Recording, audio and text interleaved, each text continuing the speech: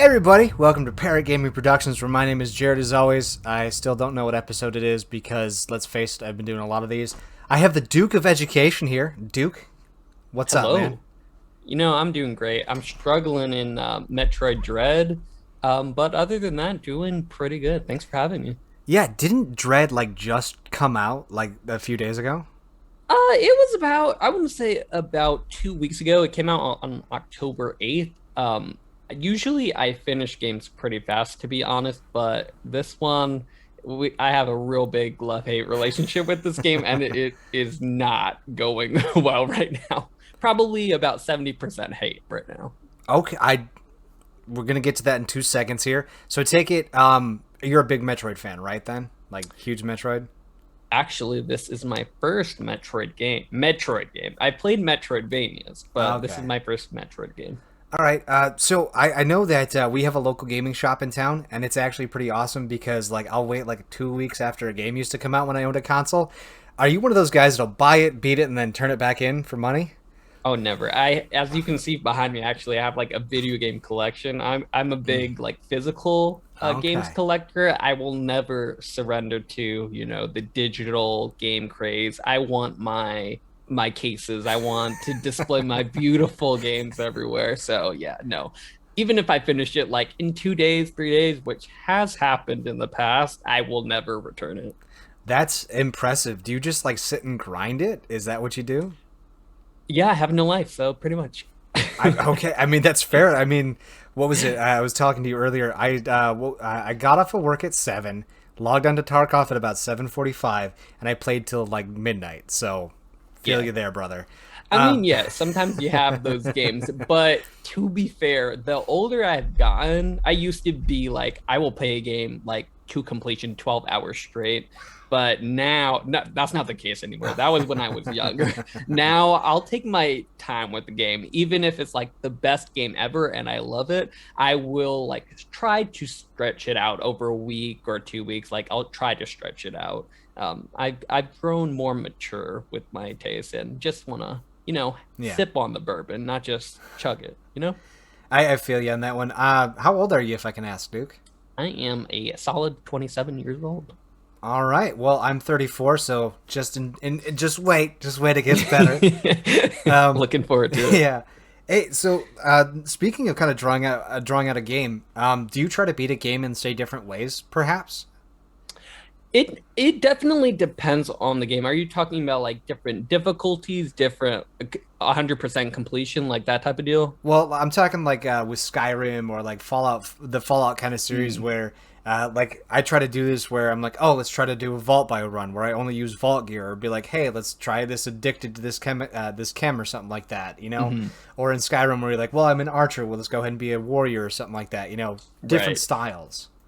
It definitely depends on the game, but usually this is pretty bad at me, because usually I always will play the game the same exact way I originally play it, even if I intend to play it a completely different game. So take for example a story-based game like Until Dawn, Supermassive Games Until Dawn on PS4, I think it came out for. So that game, you're supposed to make all of these different branching choices which will unfold, make a different story each time you play it. And each time I go in, okay, instead of just giving into my natural tendencies, my natural decisions, I'm going to purposefully make this decision instead, even though I personally want to make it just to see. But then I get to the point and then I'm well, no, I want to pick this. This is what I would do. And then it just turns into the same exact game that I played.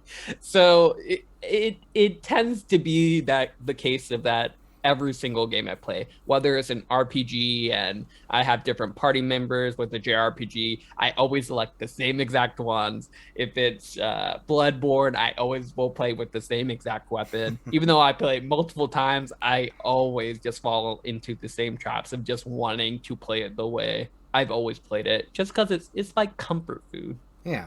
It feels good. That's why I have macaroni and cheese all the time. I call it adult mac, Yeah. You hit the base noodles, you get that good cheese in there, and then I'll just put in what I normally put in, make it taste good. Sometimes you don't need to, do No. the extra stuff. No, I can tell you though, with all the Fallout 4 playthroughs that I've done, it's been interesting. I've been learning. There have been parts of the game that I don't even remember. I don't know. Do you mod at all? Perhaps. Have I? That's a great question because I am a PC gamer. I'm mainly a console gamer, but I am a PC gamer. I don't think I've ever played a modded game though, to be honest. So I'm missing out on that world completely. Depends. It depends. Some of the mods are crazy as shit. And then some of the mods are like kind of cool. Like some mods add extra things, some mods just edit things. I'd say it's about 50-50, depending upon what your playstyle is and what you like. I've definitely tried some interesting mods. I'm a little bit more open to... well, no, because this is going up on YouTube too. So there have been some mods where even going through it, I was like, I can't even... Like, no, I can't even do this here. There's a mod that inserts some very interesting sounds every time you hit the Idiot Savant. It's a female making a sound. And I thought it would I thought it'd be very interesting. No, like I'm just like, oh no, they went hardcore with that. I thought it'd just be some dumb thing. No, I mean, I still played with it. I'm not gonna lie. Of course, you have to see. You can't just reject it flat out. You have to like play with it for like at least 10 minutes, like an hour. Just see. Yeah. Maybe it'll grow on you. I'm gonna figure it out. But no, like I was just like, I can't. No, I can't use any of this audio. So, So speaking of consoles, I see that you have a Wii. It looks like some Xbox, or is that PlayStation up there? That is PlayStation 1. Some PlayStation 1 CDs. Okay, some PS1, and I definitely see the Switch. And that is an impressive Switch collection, man. Thank you. I think, actually, yeah, these are all my Switch games, which, yeah, I don't know how many that is. Maybe like about 20-ish, somewhere around there. That's impressive, man. Yeah, you don't see... Behind my chair, actually, on the bottom is where my PS3 games are, and there's a lot of them. And then I have like my PS4 and PS5 games over there, and there are too many to fit in the screen, probably. Yeah, it's kind of funny because I made the switch from Xbox to PC, and I'm kind of glad I don't have the discs anymore. It's nice to just kind of scroll through the list, but let me tell you, having that stack just sitting in there, and you're like, that's my stuff. Yeah. See what I'm able to do is I'm just able to reach over here. What is this? Let me try to grab something. What is this? Oh, look, Grand Theft Auto 3. You remember when they used to actually give us the manuals to, like anyone actually read them, to how to play the game with the controllers. No one read these, but they were fun to look at, especially when you were a kid on the way home, riding, just thinking about what it's actually going to be like to play this game. I got a 20-minute car ride home. I'm reading this. Yeah. Yeah, you can just look back, look at the memories, even though I'm probably not going to pull out any one of those PS1 games anytime soon. I have the option. Yeah. Hey, do you hear about the remake of the or not really remake or remaster or whatever the hell they're doing? I sure did. The Grand Theft Auto trilogy remake of, I believe it's Grand Theft Auto 3, Vice City, and San Andreas, I think. The only three that need to be remade. Exactly. Yeah. Well, I mean, that won't stop them from remaking Grand Theft Auto 5 15 million times. Well, but, I mean, remaking. To be fair, it was such a hit. Like, people they're still playing it. Like, they're like, hey, we're done on, what is it? We're done on the PlayStation 4 or whatever, finally? Or was it the 3 that they're ending now? It's the PlayStation 4. Yeah, because I know I want to say. Yeah, right? I know it was one of them. Well, no, it's the PlayStation 3. Oh, yeah, because it came out on PlayStation 3. It's been a massive hit, so why not keep it going? And one of the great things is they keep putting out stuff. Yeah. I mean, I would compare it to what is it? The Skyrim phenomenon, where it just keeps coming out on everything. But with Grand Theft Auto, it's a special case, I would argue, because they are still selling like hotcakes. Like, they are still on like the top 10 bestsellers like every single month. So like, people are buying it. That's so and insane. It's never going to stop, really. So they're making their money. It's smart. Well, they keep adding that content. That's the biggest thing with a lot of games nowadays, is that they, like Call of Duty. We're in Cold War Season 6 already, And yeah, they're pumping it out every couple of months, but like they're gonna stop in like a month. They're gonna stop in season 8. I mean, they're coming out with Vanguard. Season 6 is probably gonna be the last season for Cold War, and then they're done. It's just like, yeah, we're done. We're leaving you. It's like you gave it 8 months. Not even. But even Call of Duty, they are cash cows in and of themselves, because then they'll get people to spend that $60 on the new, on Vanguard, and then however much money in microtransactions with each season pass and stuff. I will admit I spent one. I paid for one microtransaction, and that was when I was hitting Call of Duty real hard, and that was for the season pass. I didn't feel like it earned my like what, $20-$30 or whatever it is. Is that expensive? I thought they were like $10. Maybe. I don't. Now I gotta Google it. I mean, they can, but the thing is, they can get away. I feel like they can definitely get away with $20 or $30 even, because even with the battle passes for things like Fortnite, I think they're a little cheaper, more around like the $10-$15ish amount. But that won't stop people like me from additionally just buying more V-Bucks so that I can get even more costumes that don't come in the season pass and everything additional. I wouldn't be surprised if it was $20 to $30, to be honest. For Black Ops 2, it was $49.99. What? For one season pass? According to the Call of Duty fandom.com wiki. Okay, if that's true, that's actually insane. But people will pay it, apparently. Yeah. I won't. Let's see here. Okay. Advanced Warfare was $49.99. What the fuck? They're making their money. $49.99 for Infinite Warfare. Oh my god! Just so like, really, is that the season pass? This is what our world has come to, and it's all Fortnite. Oh yeah, no, you're right. The season 4 for the battle pass for like the Black Ops Cold War was only like $10. Okay. Yeah, no, so that's okay. I'm backing off the ledge. Okay, that's fine. That's fine. I mean, I think I remember it was maybe like 15 or 20, but like I just didn't feel like it was worth it. It was just all this I would almost happily pay for some actual skins that I know I'm gonna use. I think that Fortnite is the one that does it right, because they have so many partnerships with things outside of gaming and gaming. They have like very popular franchises, like everything Marvel, DC. They have all the nerd culture stuff. Like they extend outside the normal video game boundary to stuff that you actually want outside of video games, and now it's in video games, and you can have the best of both worlds. I think that's perfect. With Call of Duty, I have never at least heard of them doing that. So I don't know if you're just getting, just another camo skin. Ooh, fun. I mean, a lot of it is like, oh, it's neon, or it's 420 related, and it's like, oh, that's so cool. They're like, here's a ghillie suit that smokes, and it's hemp ghillie suit, and you're like, fuck off, man. Like, come on. But yeah, like, I mean, who wouldn't want to be like Thor or something like that in Call of Duty? I mean, they added John McClane from that Christmas movie, and then I heard about that too. What was it? John Rambo too was in there. I mean, that's kind of mingling, but like, dude, you really got to go out there and get people. Like, that is, I will shit on Fortnite constantly. I hate it. But you are right. Their advertising and how they do their their skins and stuff like that, they do it so perfectly. Like, that is what you should do. Like, just incorporate everything.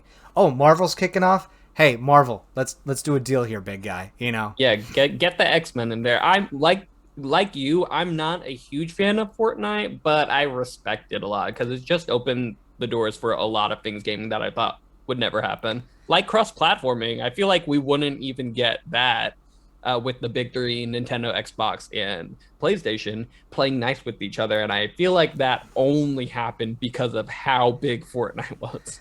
Well, it would have taken us so many more decades if that was not a thing. Well, PlayStation's being a dick.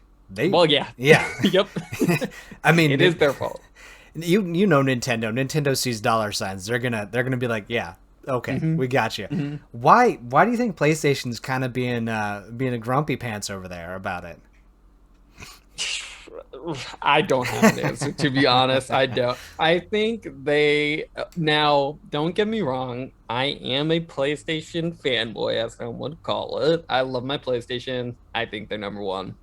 just because of the quality that they give. But due to the amount of critical acclaim that they've acquired within, the PS4 era, now into the PS5, just leading the console generation in terms of sales and uh, just everything. The quality of their games are just on a different level, and the critical acclaim that they got kind of made it all go to their heads. I feel like they think they are the best, and they kind of are, but they know it, and they don't care to kind of be the, oh, I'm the best, like that type of person, that type of company. They know they're the best, and they're gonna show off their stuff, which is an interesting stance to take for a company. I mean, when it comes to gaming, I know that Nintendo, Xbox, and PC have really kind of opened up and been like, gamers are gamers. We don't care, I will admit, PlayStation has some pretty top tier stuff out there. I will definitely give them that.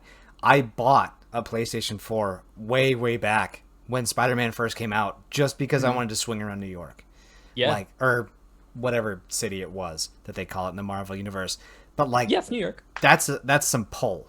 That is some pull to draw. I'm super pissed that they're not coming out with a PC port. I think that they could bring up a lot of people over and still have that quote exclusivity. Because Horizon Zero Dawn, that's been out on PlayStation forever. It took off. I remember the first time I saw it on Steam. All of a sudden, just first day, just thousands and thousands of reviews. I played this on PlayStation. I have a PC now. It's fucking amazing. Blah, blah, blah. And it's just multi positive reviews, mostly positive. Yeah. I mean, I get the exclusivity. I get it that you're making, you're good. Give some love to the others, give some love to the others. But they don't want to. They want you to come to them. But it is funny that you mention Horizon Zero Dawn and some of their exclusives finally coming to PC. I was talking to one of my PC only buddies. He's never been a console gamer. He just hates it because, PC is the place where you can get the best experience just because of how many options are given to you, resolution and you're not limited by the console. So honestly, it is kind of the best place to play, undebatable. But debatable, I guess. I got some points. But he was talking to me about how Days Gone had recently gotten to PC. It recently had a PC port where it was only a PS4 exclusive. And he was talking to me about, oh, this game is so amazing, it's great. And I'm over here I played Days Gone, and Days Gone is not that great. Days Gone is actually one of the games that did not go over well in terms of it was nowhere near the level of quality of any of the other PlayStation exclusives. But he was going on about how great this game was, and I was just thinking, it's because you don't really know what you're missing. You don't know the quality of the other PlayStation games because you never had it, and PC honestly doesn't have all of the other third-party games. They're not on the same quality as a polished PlayStation game, which is why Sony has such a big hit. I will say that there are a couple of games that I've heard that have come out on PlayStation that are just not up to PlayStation's par. I know Cyberpunk actually got pulled, which I think was pretty dope of them to do. It was a power move. It was absolutely a power move. But I have noticed that a lot of times when stuff comes out exclusively for PlayStation, it's usually ready to go. Look, we got it. I mean, the day one patches have been something new for a long time, but their day one patches, I don't know how big are a lot of the day one patches. Are those even a thing for PlayStation? Oh, it's definitely a thing. Oh, okay. I think they're pretty big, but usually, at least on the day one patches, you won't have a bug riddled mess. Kind of like how you do with a lot of PC games. You know how a lot of them will come out and all the reviews on Steam will be like, this is a broken game, it needs to be fixed. And then maybe a week or two after, then it'll actually be fixed. But PlayStation is usually pretty good at releasing finished, in quotes. Finished. It was funny because I started off with Nintendo, and then I started off with Sega, and then I got into PlayStation, and then it was a PlayStation all the way up until PlayStation 3. joined the military, and then all my friends got Xboxes. So I was like, fuck it, I'll go to Xbox. Why not? How bad can it really be? Instant fanboy. I was like, fuck PlayStation. Xbox is the way to go.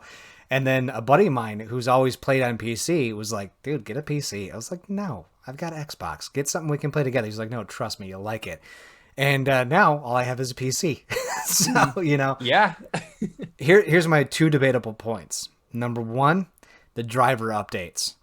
If you don't automatically install your drivers, fuck your life. You could almost immediately be out of a game. Like what was it? I think it was Fallout 4, maybe? I can't remember. It was Fallout 4. Yeah, I was playing Fallout 4, didn't install my update on my drivers, had forgotten that a driver update came out, spent 3 days trying to fix it. 3 days trying to fix it. And it was like, hey, check your drivers. Like, oh, NVIDIA has an update. Click, click, click, done, fixed. I was like, what the like, so it's so dumb because like when a console gets patched, it just gets patched. That's fine. But then you are also right. The other parts that are debatable is how fast do you get a port to PC, or how good is said port? So right, give and take. Right, exactly. Yeah, it's a give and take, exactly like you said. But PC is pretty great. Yeah. I don't like how upgradable and how everything works with it, because like I remember I had a 1060 and then a 1080, and then Cyberpunk was coming out, and I was so jazzed. And it's like, you got to have 8 gig, and I was like, I've only got 6, and so I upgraded it, and then I upgraded again, and now I'm like, oh my god, just I'm like, I could do this and I could do that, and it just stop. I just need to stop. So you're gonna give all your money to the PC. Yeah, so that's what they want. Yeah, thankfully, I have barriers in place that stop me from doing that. But yeah, so I know we had mentioned earlier, Zelda. You've got yourself a Zelda hat. You've got the shield. You've got the sword. Yep, I do. Why?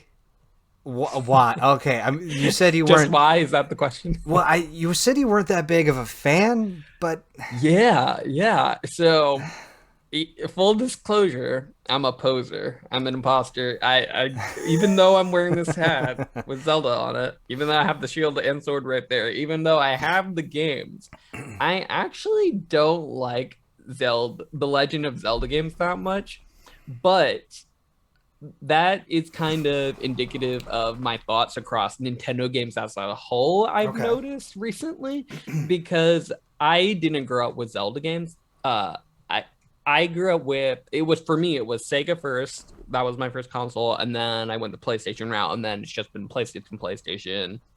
Throw in some Nintendo DS, throw in a Game Boy SP, some Game Boys, throw in a little bit of that. Yeah. But I didn't have a Nintendo 64, so I wasn't really introduced to Ocarina of Time, Super Mario 64, all of those legendary status, foundation games. So I never had the nostalgia for those Nintendo franchises that a lot of other people do. So I think actually the first Zelda game that I actually played was on the Wii, and it was Twilight Princess. Okay. That was the first Zelda game that I ever played.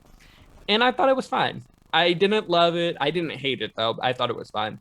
And every single property, every time after that, any Nintendo game that I really got my hands on, whether it be now most recently when I got my hands on Super Mario Odyssey, I thought it was fine. Yeah. Breath of the Wild, I thought it was fine. I didn't really like it. Now not even Super Metroid Dread. Yeah. I think it's fine. I'm always really excited for the games as they are coming out, just because of how much hype is generated with each one. But every single time when it comes down to it, I always think it's fine.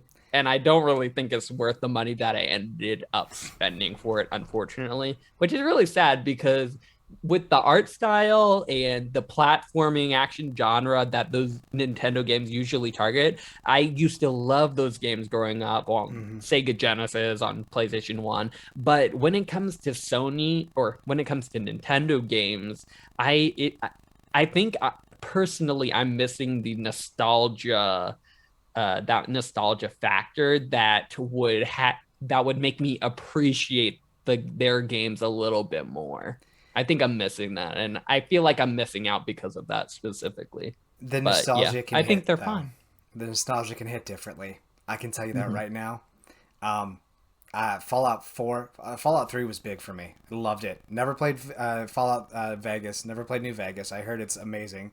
I can't go back to those graphics. I just can't. Mm. Give me a remastered New Vegas. Yeah, I'll play that then. But I just, Fallout 3 was great. I went to Fallout 4. I've been playing it since release. Literally been playing it since release. 76 came out. Hype train was big. I was right there with you. I was like, this is what I'm looking for. This is going to be exactly what I want. And not even close. Didn't even hit the mark with it. And I was like, this is Even though you dumb. had a history with it. Yeah. Oh. What I thought they were going to do was a more of a co-op thing, like Borderlands, Right. I thought the open world concept was pretty cool. I didn't really like the PvP aspect that you could get into it.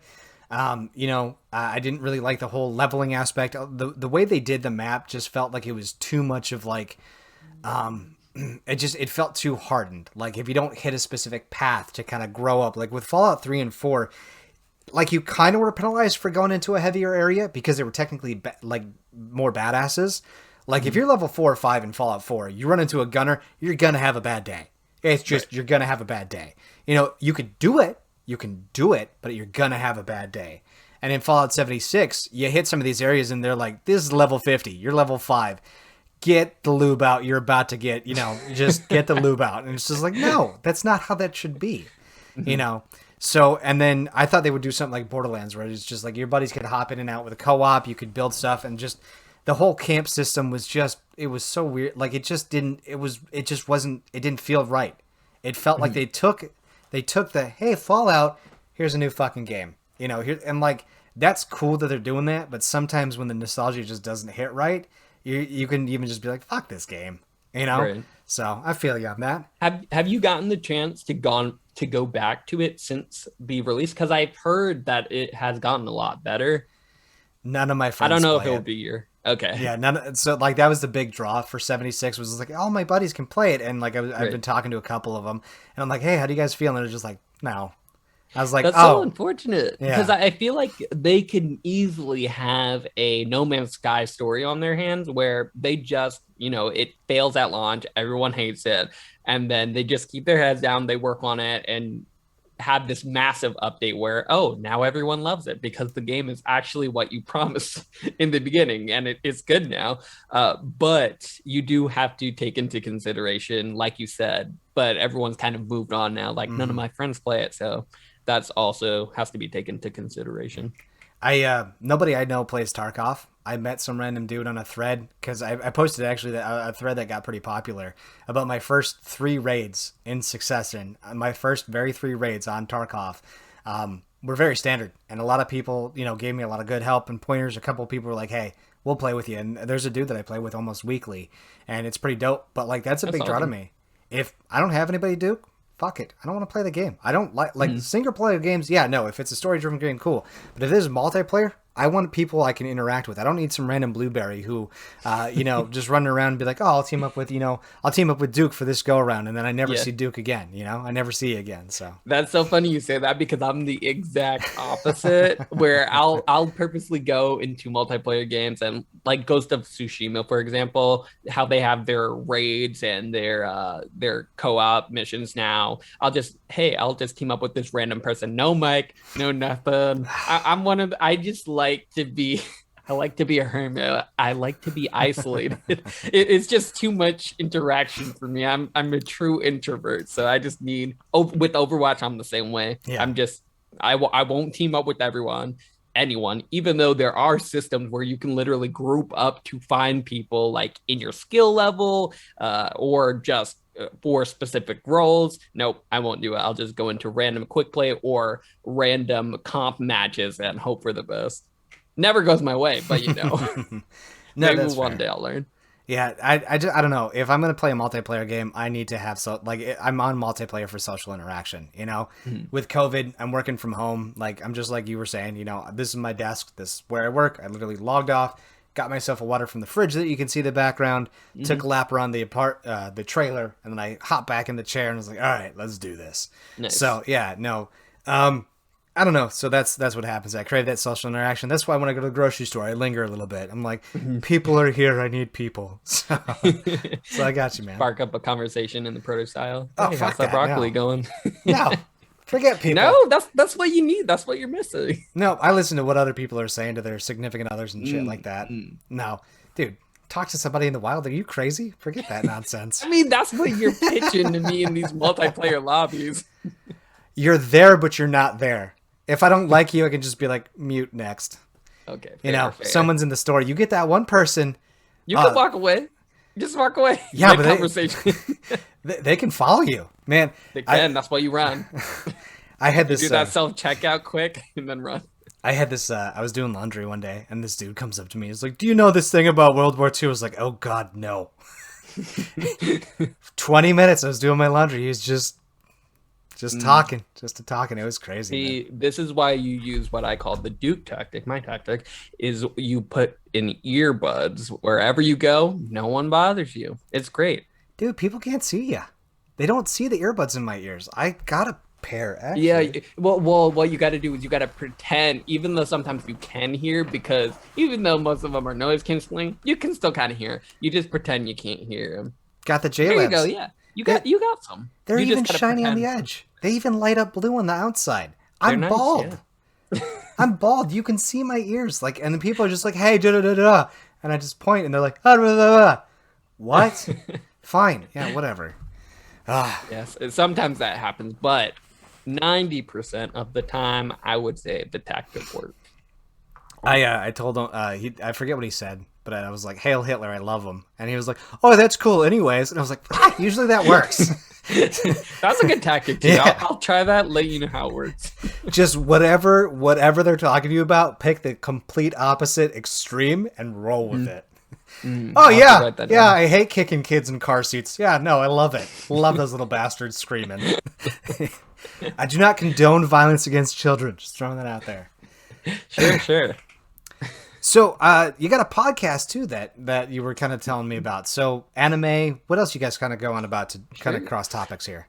Actually, yeah. So my podcast that I'm a part of is called The Dukes of Gaming. Everyone should check it out. Find us in streaming platforms available everywhere.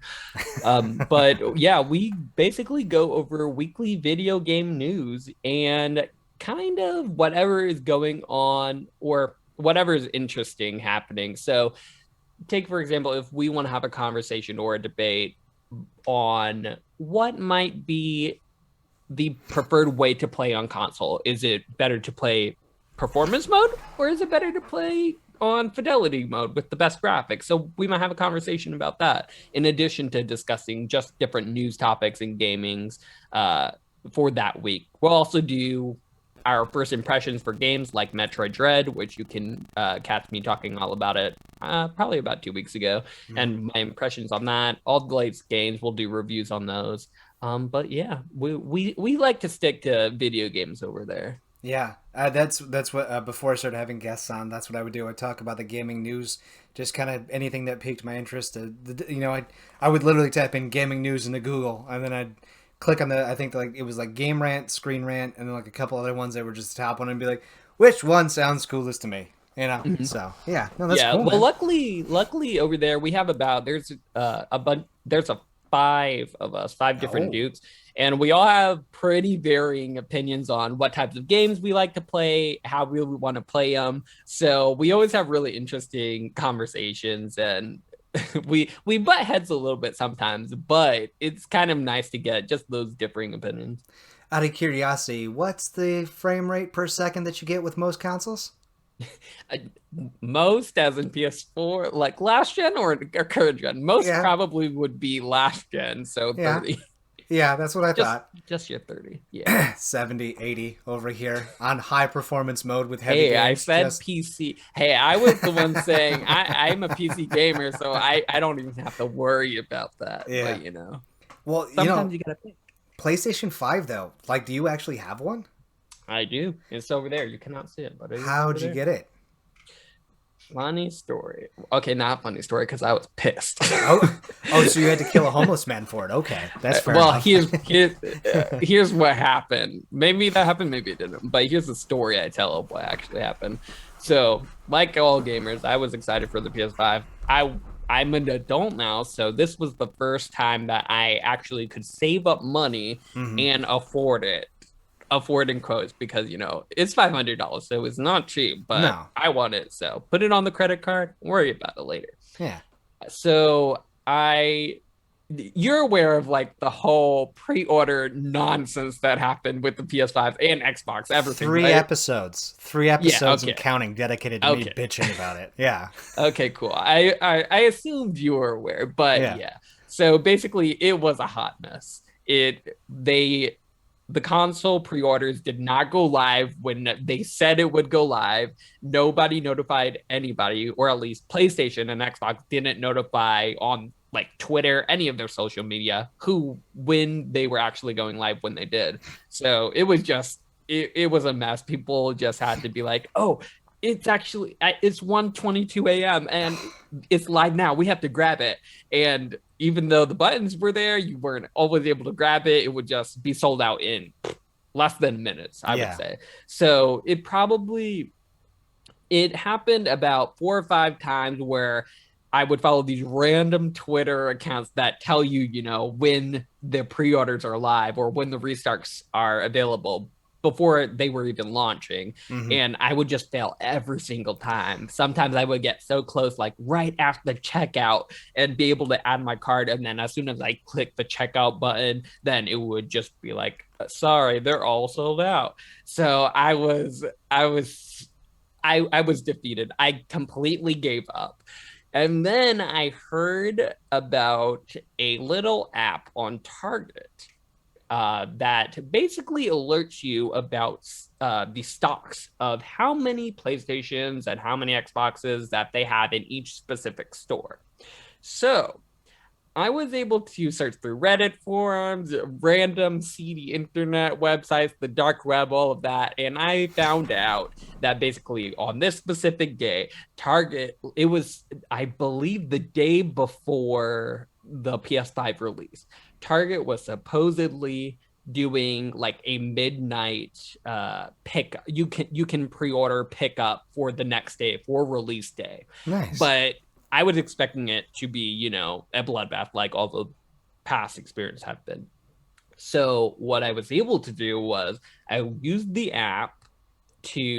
Target app to basically make a purchase in advance so that you didn't have to verify. What Target did was, when you buy something on their app, you usually have to go through a process where you verify your credit card, all of this. It would take up valuable time that you don't have when you're trying to secure a PS5 that is in limited quantity. 5 seconds is all the time it takes for it to be gone. So beforehand, I think ordered 2 PS5 games. Because I was obviously so confident how I was gonna get it. No, I was just gonna return it because you can still return the games even if you don't have the console. So I was able to verify my credit card. Step 1 done. I was ready. The checkout process was ready. Then I was able to look up on another Target app which store had the most, that was like within a 50-mile range, which store had the most PS5s available. So some only had 2, some only had 1, some had 7 available, some had like 20. So I was looking at the 21s because if I tried to pre-order it from the 20 and pick up from the 21, then as long as I have it in my cart, and there would be a higher chance for me to get it because there were 20 available instead of just 2 that I would have ordered from the store right down the street from me. Yeah. So I picked the 21. So when the time came, pre-orders are live when they actually said it was live.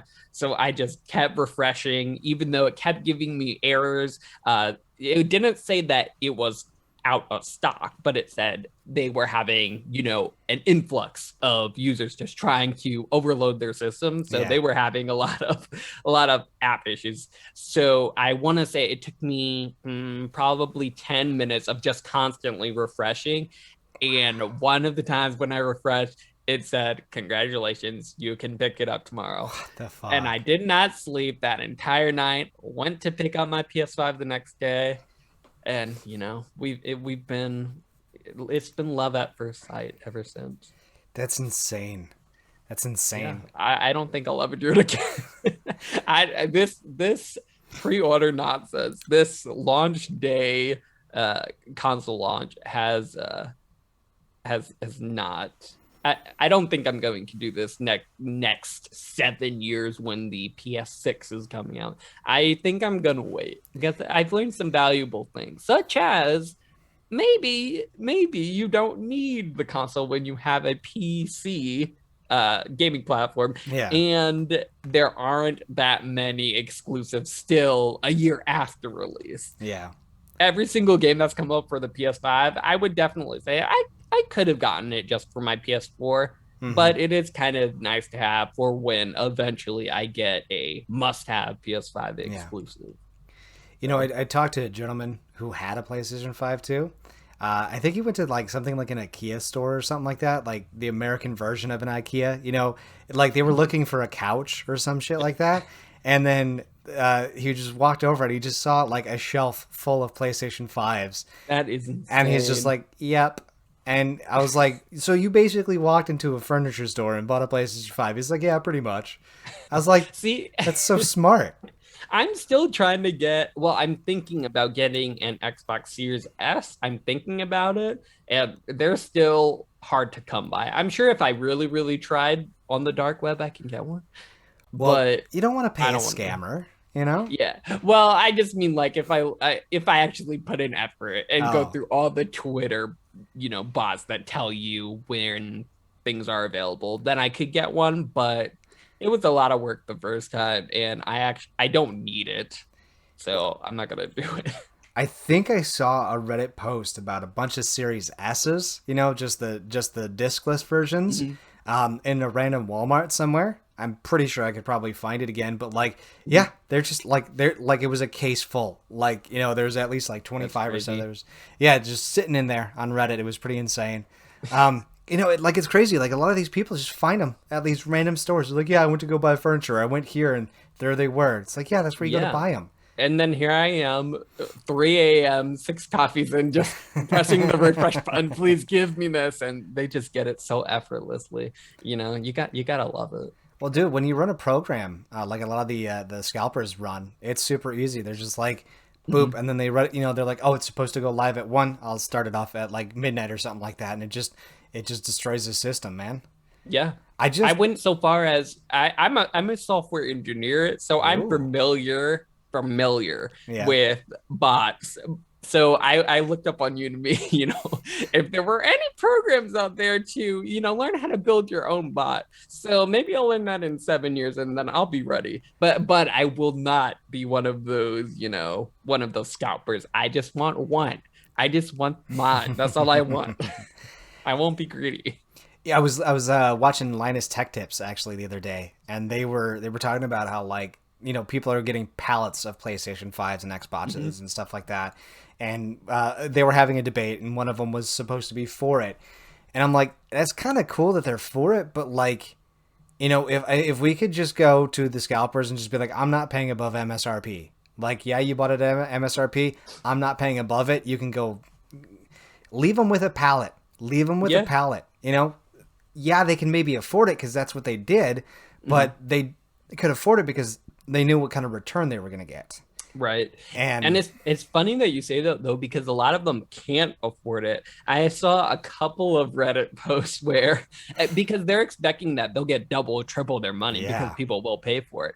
But I think recently, within the past 2 months, I feel like I've seen a GameStop that had some shelves of it, and it was for resales of PS5 pretty much brand new that were returned by scalpers because they just couldn't sell it for triple the amount that they were expecting, which is the ideal scenario that we want.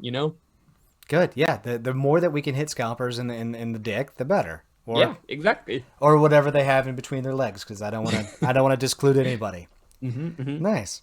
I agree. So I know because I remember seeing your post on Reddit. You had talked about a little bit of anime. Is there any couple ones that really hit home for you? Because I mean, I've dabbled. Yeah. I've dabbled. Yeah, I wouldn't say I'm a super anime fan, but I have seen quite a lot. So I would say my favorite one, as of recent times, is probably called Jujutsu Kaisen. Okay. I was obsessed with that game when it first came out. Are you familiar with that one? Not even close. I have no idea what you're talking about. Think you know Dragon Ball Z, right? Oh, fuck yeah. Okay, think martial arts of Dragon Ball Z. Like this is a very heavy martial arts to the point where it reminds me a lot of old Bruce Lee movies, but in a Nice. modern era. So each it's martial arts with superpowers, kind of. Okay. And it's just really cool. The story is actually good, is the thing. Okay. So they do have a lot of anime tropes where the stakes are super high. It's basically Dragon Ball Z, but the story's good, Yeah. and that's why I like it. Well, I mean, Dragon Ball Z was kind of a lot of people's first introduction into anime, and that's where I learned to hate a lot of tropes, as well as I learned, like there's. Got to start somewhere. I mean, it's just every other, like, it got old, like, every other time. Oh, the world's at stake. Like, just be like, hey, Goku could lose his left hand. Like, like, let's lower it down, I mean, I liked it, but you're right. Like, some of this, just some of the times you're like, oh, God, the world's at stake again? Like, fuck off, man. Yeah, especially when they get to what episode 200, and it's just the same plot line as episode 50 through 60. Yeah, Well, shows tend to do that. Animes in particular. what I liked is all of a sudden they came out with Dragon Ball Z Kai, and it cut out so much. Like that's prime DBZ right there. If you I ever probably should get around. Yeah, if you ever get around to watching Dragon Ball Z again, watch the Kai version. It cuts out so much. It goes with a nice good flow of the story. Like it's trucking. Okay. Goku's not powering up for 3 episodes or nothing like that. Frieza's just like, "Oh, my final form, there I am." And you're like, Yeah. "Oh, okay. Let's jump into the fight." Does it still have I don't even know how many forms he had. Does it still have like the 5 or 6 different forms of Boo? Does it still have that type of anime tropes where they just power up to the next level, then the next level? I didn't get that far. Okay, well, I will watch it and I'll let you know. I remember the Cell Saga, and I was like, "Oh, Cell's kind of cool." And then I was like, "Motherfucker's got come on, dude, like let's get to it." And how then many forms did he have? I remember the same amount. I remember when Vegeta was like, "Stand still and I'll hit you with the best I got." I was like, "Oh, he's gonna fuck him up." And like it looks like a direct hit, and then like Cell was like, "Oh, I moved out of the way," or "You missed." It's like, no, you moved. You moved. Like you cheated. You can't do that. You said you were gonna let him hit you directly. It looked like he smoke checked you, and you pansied out. And that's when I was like, I'm done. Like I'll finish the saga, but then I was like, where's it? The Boo turns people into candy and eats. I was like, what the? Oh, I do remember that. I didn't even watch Dragon Ball Z like that.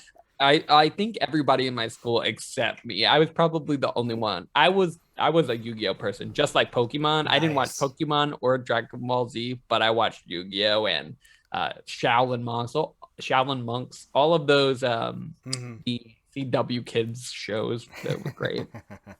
It was this was back when Toonami was a thing. Yes. I'd run home, throw in Toonami. That would be like I would literally run home to make sure I made it in time for Toonami. I'd watch like Dragon Ball Z and something else, and I'd be like, all right, I'm done.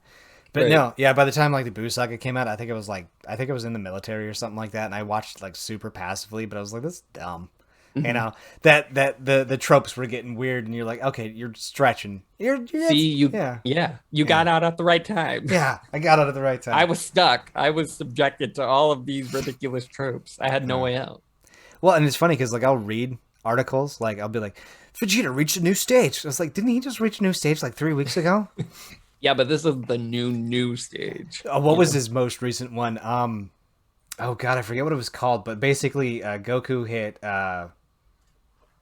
what did he hit? Super Saiyan? No, Ultra Instinct is his new one. Yeah. So it like there's the Super Saiyan sagas, and then they achieved Saiyan God form, and then they called it Super Saiyan Blue, which is a Super Saiyan 1 Super Saiyan God. Fucking, that's a mouthful. And then all of a sudden his hair just goes white, and they're like, "Oh, it's a new form. It's Ultra Instinct." And I'm like, "It's white. That's kind of cool." I was like, "Okay, what's next?" And then he fights a dude who's like by the name of Black, and his Super Saiyan is Super Saiyan Pink because his hair goes pink. And I'm like, See, this is exactly why I tend to also like more of the mystery and detective type anime shows, like The Promised Neverland. Very, very good. Have not watched season 2, which I heard is not good, but season 1 is gold level. Obviously, Death Note, which is one of the peaks of anime cinema that you can ever reach. And then yeah, things like that. And also things like One Punch Man. Have you heard of that one? I have, but I'm nervous about it.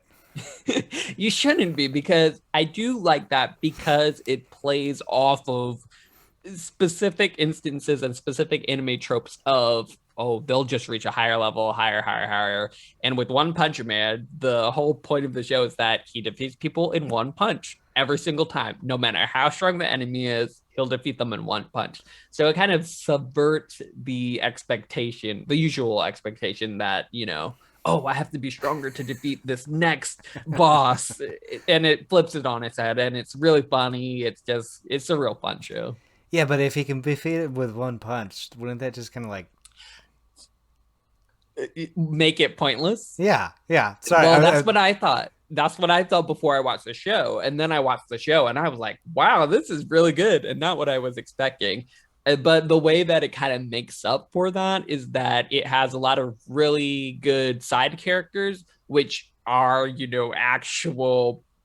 actual more anime tropes where they do train and they get stronger, and there's fights with them and character development, but it's never not never, but it always comes back to the fact that this guy can defeat them in one punch, so it revolves around him and it plays with that idea. Doesn't he do like 1,000 sit-ups for like breakfast or something dumb like that? When everyone asked him how he got so strong, he just says he does push-ups. That's all he says. So no one actually knows if he was dipped in a vat of, acid, of, super powered acid, or, what's the usual anime trope? They're exposed to like gamma rays or whatever. Who knows? It's 1,000 different things. Yeah. But I have an answer. It's called steroids. He just, that could be it. A little shot in the butt, and all of a sudden, bruh. That could be it. He's not. What's funny though is he doesn't look that strong. He doesn't have muscles. He's like just a stick. He's a string bean, kind of like me, but he can kill people in one hit. I've used that meme before, where like I think he's just looking up. He's got the lines across his face or something like that. It just he's not even close to being impressed. It was like, yeah, I've used that meme a few times. I love it. Yeah, because like that was my whole thing. Is I'm like, he doesn't look like the superhero. He doesn't look like anything, and like it's called One Punch Man. Like, I'm worried to be like they'd be doing all this stuff, and he's oh yeah, and you're like, oh, that's so cool. Like, and his whole thing is that his whole goal is to be able to face an opponent that can take more than one hit from him. Like, that's his whole thing. Okay. So yeah, Saitama is pretty rad. I'm curious. The one that because I say I dabbled in like anime, and I've dabbled in like manga and stuff like that. By that I mean I've read one manga front to back, and then I've watched Death Note, which I know is like it's a Chef's like kiss. You talk to anybody and they're like Death Note, and you're like, okay, yeah, no, I know that one. I might be biased though, because that was my first anime. Well, so I'm a little biased. It wasn't my first anime, but it was my most recent anime. And it was actually kind of funny because I watched the Netflix movie that they made. And I was like impressed. I was like, that's some that's some cool shit. And then my girlfriend at the time was like, this is an anime. You know that? I was like, we need to watch that. And then I watched the anime and I was like, wow, they skipped a lot Netflix, but this is cool too. So, yeah. Okay. That gives me hope, because I've been scared to watch the movie, and I don't think I ever will, just because I compare it a lot to how a lot of people compare it to the Avatar Last Airbender live action movie that everyone says is so terrible, and it is. I never got the whole way through. I think I maybe made it 10 minutes in, and it was just so bad that I could not proceed. How do you watch movies? Do you shut the brain off and let the director tell you a story, or you're like, that's not right? It depends on what it's for. So Avatar specifically, I watched all of it multiple times. So like I am very familiar with the Avatar world and how it should be. Okay. So when I looked at, I was expecting more of the same from the movie, basically, and none of that is present. None of the world building, none of what the directors had envisioned for it, as far as the actual creators of Avatar: The Last Airbender, not M. Night Shyamalan, whatever his name is. Whatever his name is. Yeah. The dude with the weird last name. It depends. Usually, if it's not something I'm familiar with, like not a property, like not a video game property, like a new Tomb Raider movie has come out, that always has a certain connotation with it, so you can't help but I will take tits and short shorts. Thank you for 500, Alex. Tits and short shorts. Which the latest movie does not have. So never seen the newest Tomb one. Raiders. Oh yeah, it wasn't good. So you're Mark not that wasting your time. One win for me. Mm-hmm. If you go into it trying to expect something, I can tell you right now, just go. Just don't even watch it.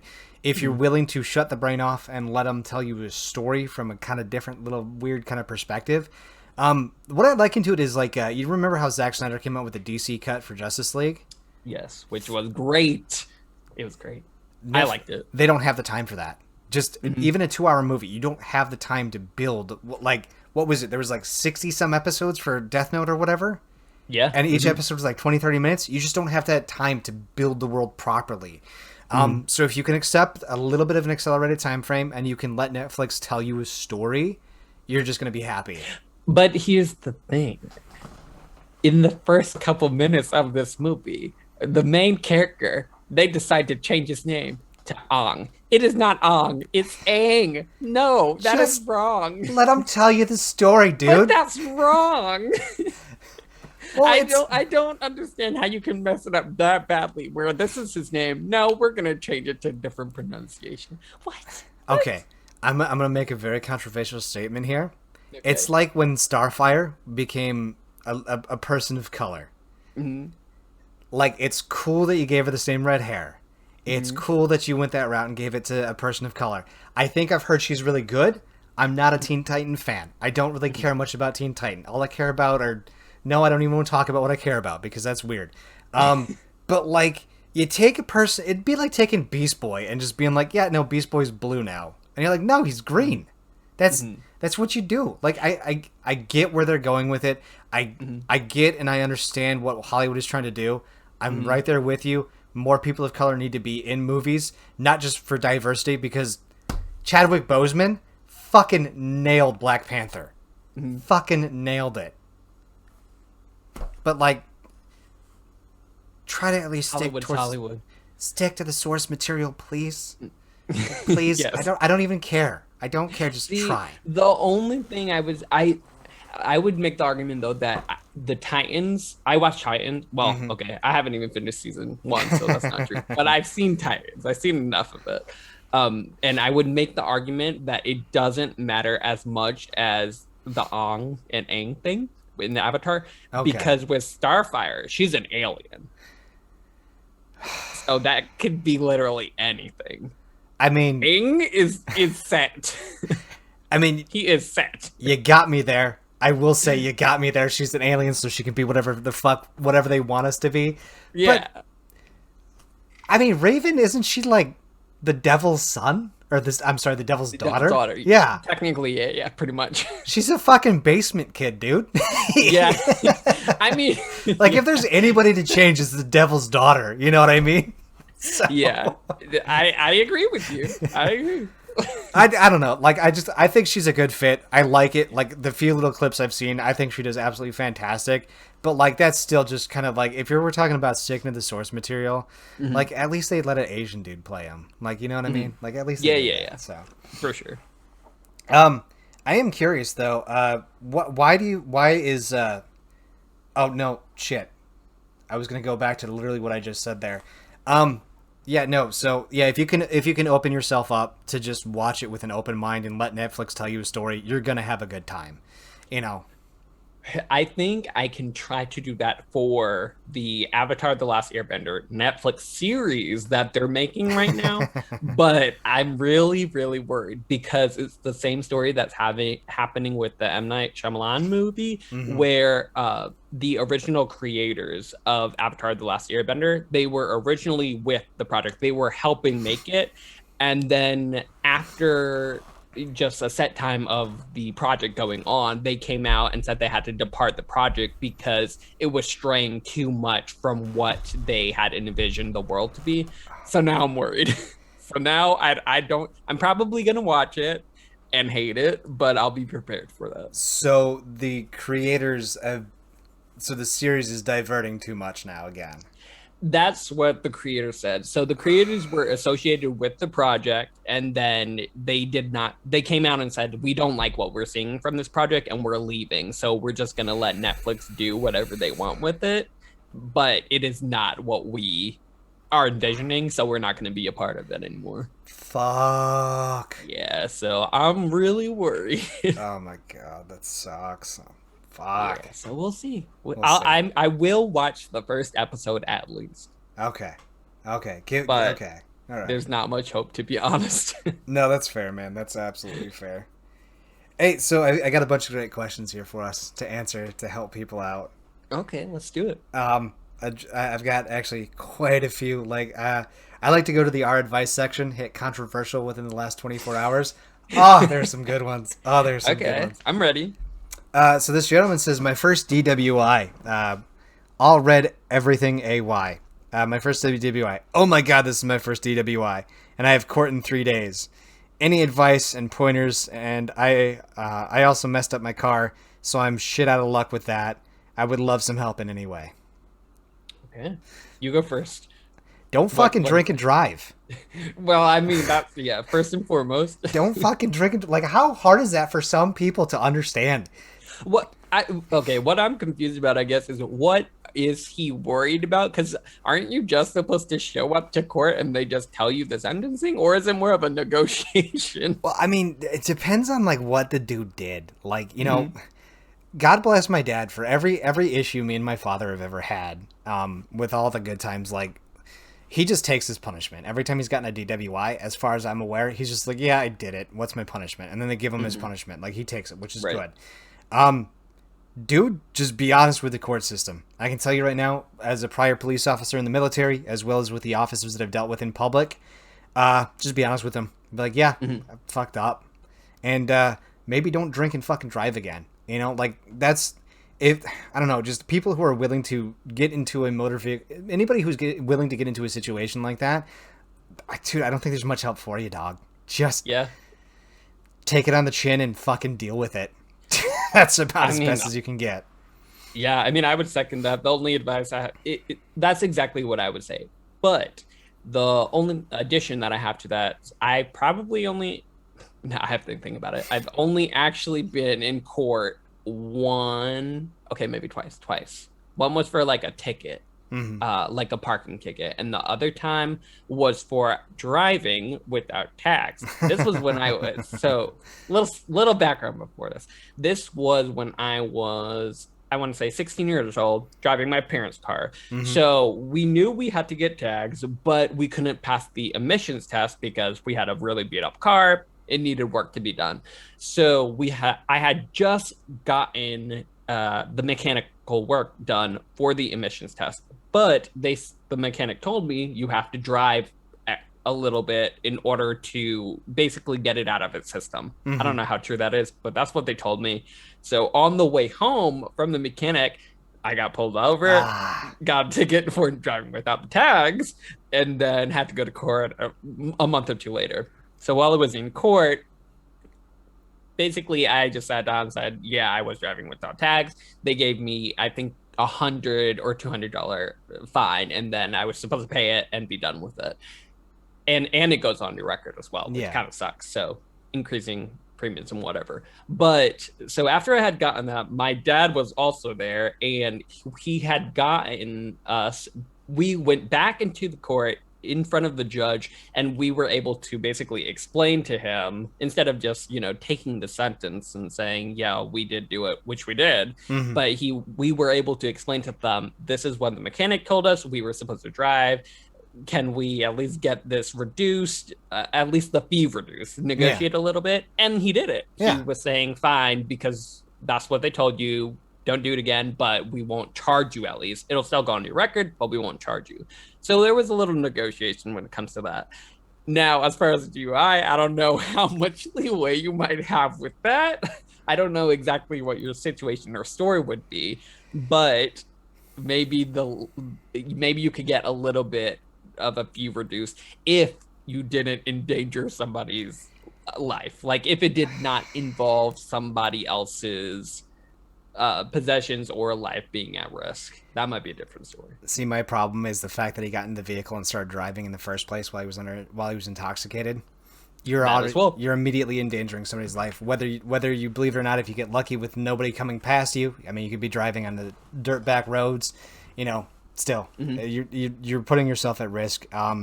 Just for something like this, where it is, I call this voluntary. You did this voluntarily. Take it on the chin and just go with whatever they say. Be straight up and honest. The judge will most likely do something like they did for you, where they were kind of like, you're taking the, you said you did this. We're gonna, you're taking the blame for it. So right, just don't make up a story. Yeah, don't make up a story. Don't even just be like, Your Honor, I was drinking. I shouldn't have drove. I did it. I'm sorry. It won't happen again. And then don't fucking drink and drive. Right. Like, that is the one. With how crazy bad alcohol is for people, and how bad marijuana is considered to everything, and marijuana is still technically illegal, I find it insane that alcohol doesn't have some crazy strict laws. So right, that's Uber. If you can get an Uber, that's the best alternative you can get. If you can't get someone else to drive you, there are alternatives. Yeah. But don't get in the car. I mean, there's Ubers, there's taxis, there's 1,000 different ways to get home, and so. That's all I'll say about that. I'm very heavy-handed about that. I'm sorry. I hate that crap. So understandable. So, Pluto Enjoyer says, should I tell my ex the truth? I recently broke off an 11-month relationship. My ex is a great man and a wonderful person. Problem is, after many years of denial, I've found out and I've accepted that I'm a lesbian. I told him that I wanted to break up because I didn't see myself in a relationship anymore and that I still want to be friends, but he still tries to get back together, and I don't know what I should do. Should I tell him the truth, that I don't like men, or would it make things worse? There's an update, but I want to hear your take on it. This is sticky. You brought the right question to me, though, because I am also gay. Oh, fantastic. Yeah. But I do not have any first-hand experience of this. So when I grew, I never dated a woman before. I've only dated men. So I don't have the experience of, awkwardly being put in this very awkward situation. But I can definitely empathize with it, because that is a situation that a lot of people can find themselves in, or do find themselves in. So the question is to tell them the truth or not to tell them the truth. So right now, you said that she told him that she just doesn't want to be in a relationship, but she knows she's a lesbian. Okay. Yeah. I think the answer to this question relies on a lot of different factors, and the most important one is going to be how you think he might react to it. So you were with him for 11 months, and you only broke up with him, from what it sounds like, is because you're not into men. So it sounds like, from what I'm reading, it sounds like he was a pretty decent guy. Like, he didn't have any red flags. He did not do anything wrong. He seemed, and with that, I assume he might be pretty rational. So personally, if this had ever happened to me in the past, I would have told them, only because I feel like it will give them a little bit more closure of what they needed, because all you really gave them right now is, I just don't want to be in a relationship.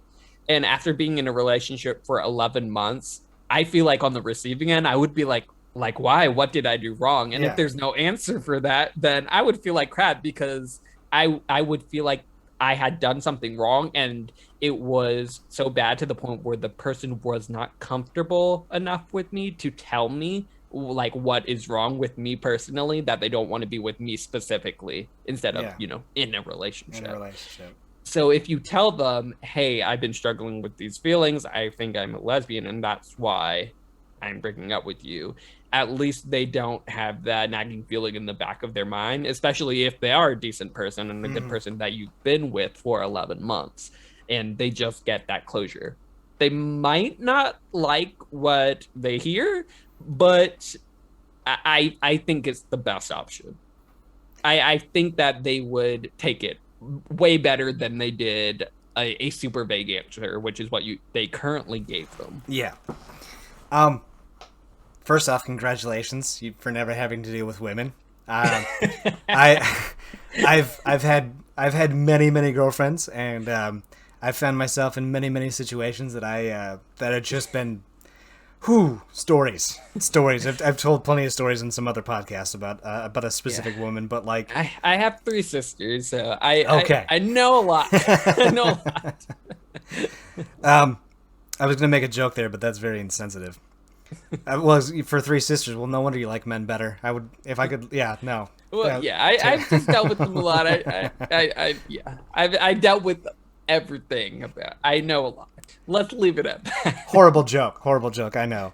But it's always kind of funny because when we were on 12-hour shifts in the military, we would always have this conversation, be like, hey, if straight dude sitting in a truck for 12 hours, what are you going to talk about? I'd be like, hey, man, what would it take for you to go gay? I was like, if I didn't have to have sex with another dude, I'd marry a guy. I mean, like... Guys are easy. Yeah, guys are easy. I can play video games. We know what we want to eat. We're into the same things. Sometimes know what you want to eat. Sometimes, yeah. But, like, there's all these things that all my friends hit, and I'm like, if I just didn't have to be intimate with you, I could totally marry a dude. Like, you know? Like, I'm so weird about my body. Like, I'm weird about other dudes' bodies. Like, but yeah, like, that's a whole nother fucking conversation. Fun fact here, before you answer, just going along with that. So, I was actually looking into this a bit, and apparently, like we were talking about, guys are easygoing. So a lot of relationships that I've been in personally, it's just been really easy compared to a lot of relationships that I've heard of my friends within their heterosexual relationships. You know, there's a lot to do. Yeah, there's a lot. For lack of a better term. Yeah. So, but with that saying, so I had actually found out. So the divorce rate for gay men is the lowest out of all relationships, but the divorce rate for lesbian women is the highest. Oh, snap. And apparently it's because, women are more picky, and they're not as easygoing as guys, basically. Isn't that called shade? Didn't you just throw a bunch of shade? I didn't make up the statistic. Okay, I'm just those are the stats. I'm just delivering them. You're welcome. I used a term that kids use properly. I feel that's dope. I'd say just fucking tell them. Like, I'm super I'm super honest with every one I mate. Like, I've literally had women I've had women swipe right at me on dating apps. And then the conversation is just dry. I'm like, this is like a Hawaiian, like, this is a thin crust Hawaiian pizza, like, from Weight Watchers. Like, girl, you're dry. Like, this sucks. You need, like, you told me you were talkative. You're not. And, like, I'll just, like, I shouldn't do that. I know, because I'm throwing a bunch of stuff their way right off the bat. But I'm like, fucking looking for a date on a dating app. Like, come the fuck on. Like, you could try a little bit here. And, honestly, it gets me in trouble a lot, so.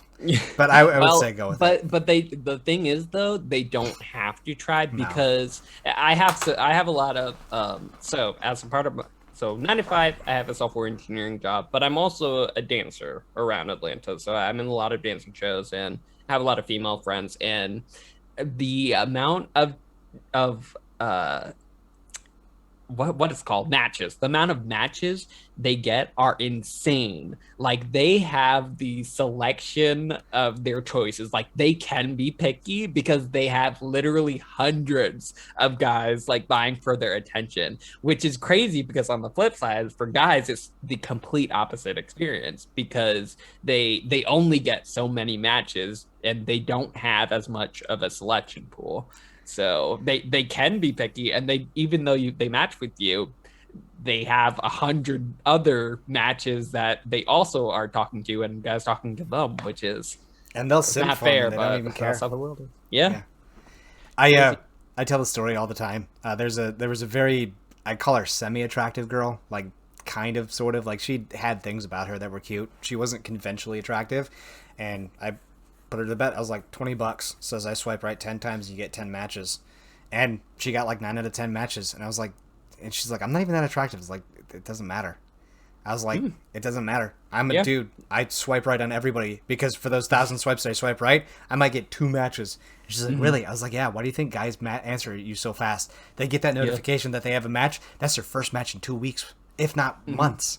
Like, yeah, it's unfair. Yeah. But that's how the world works.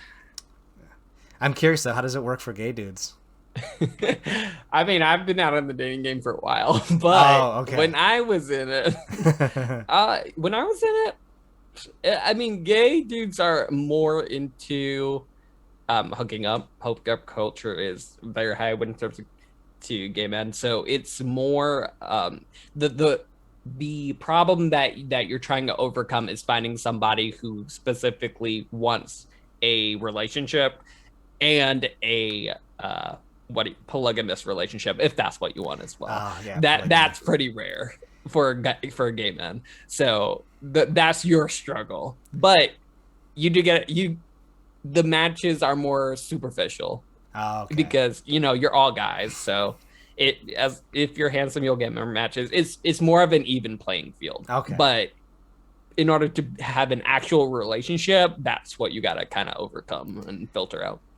Yeah, it's funny because anytime I'll see a decent looking profile for a girl, I'm just like, where's the polygamy? Where's the poly? There it is. There's the poly statement. Yep. And then every once in a while you'll come. I remember I came across this really awesome girl. I was like so stoked on it. I was like, she's hitting all the check mark boxes. Like, this is fantastic. She's like, hey, gotta tell you something. I was like, fuck. I was like, what's gonna happen here? And she's like, I got a boyfriend. I was like, what, are you like breaking up with him or something like that? Looking for a third. She's like, I'm poly. And I was like, motherfucker. I was like, there's nothing wrong with being poly. Dude, if I could have 3 girlfriends, hell yeah. I'd do that. But it's just not what you want. Yeah, no, I have a hard enough time getting 1. I get 1 and I call it a day. Here's the update. It's a lot of work.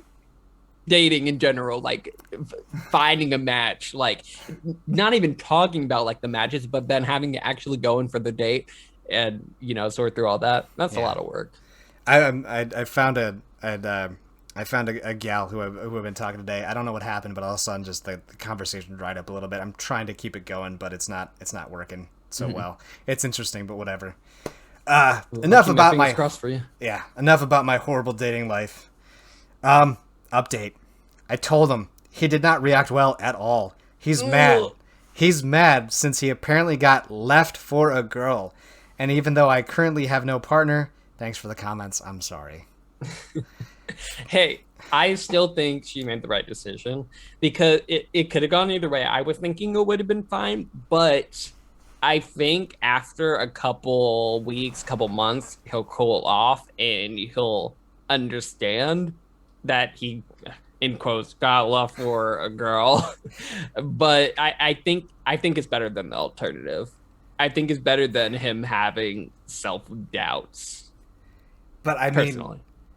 mean, I've said this 1,000 times to every girlfriend. Dude, I don't care if you leave me for a girl. I don't even care if you hook up with a girl. Number one, I can't compete. Like, dude, I know if I hooked up with a dude, I'd probably have one of the best sexes. Like, I'd have the best sex in my life with another guy. Why?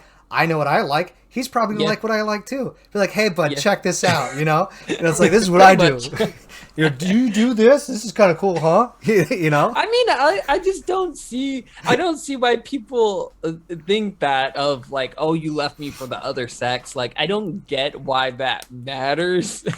Unless they think, oh, like I was the one who turned you gay. Like, Yeah, unless they think along that mindset. But even that's just like, what? I mean, like, even if you're like, yeah, girl, you like that? And she's like, no, I don't. It's like, okay, no, that's fair. Like, I got you. You know, like, Okay, that's fine. I'll go away. I'm super passive about that. Like, I'm like, hey, look, you tried me out. Like, that's cool. We don't, like, even if I go on a disc golfing date with a chick and she's just like, you're funny, but, you know, this other stuff is not there, I'd be like, cool, we played disc golf. I had fun. Like, that's all that matters to me. You know, like, did you have fun in the relationship? Yes. Okay, shut the fuck up and just go about your day. Like, Yeah, I who mean, cares? yeah. At the end of the day, dating is a numbers game. Yeah. So like, you have to go through X amount. Everyone's number is different, but you're gonna have to go through X amount of people in order to like find someone who you actually match with, interest-wise, sexually, all of that. So it's a lot of work, but we all choose to go through it. Do you ever have that one friend that you're just like, nobody should ever interact with that individual? Do I actually think about? Or do you know a person that you're not like affiliated with, but you know someone and you're just like, nobody should ever interact with that human being ever? I'm sure I've known people like that in the past, and that's why I can't think of them, because I've just blocked them out of my memory so hard that I'm like, I'm not even gonna think about them. There was a girl. I've definitely met those types of people, though. There was a girl that I served with who was a lesbian, and I almost convinced her to hook up with me and my ex-wife at the time, which was kind of cool. That's a whole nother story, but like, she was talking to me about how she wanted to know for sure if she was a lesbian. I was like, have you ever had sex with a guy? I was like, have you ever tried dating a guy? Have you ever tried doing anything remotely on a date with a dude? And she's like, no. And then like 2 weeks later, she got in the car and she's like, I made a mistake. I was like, ooh, story time.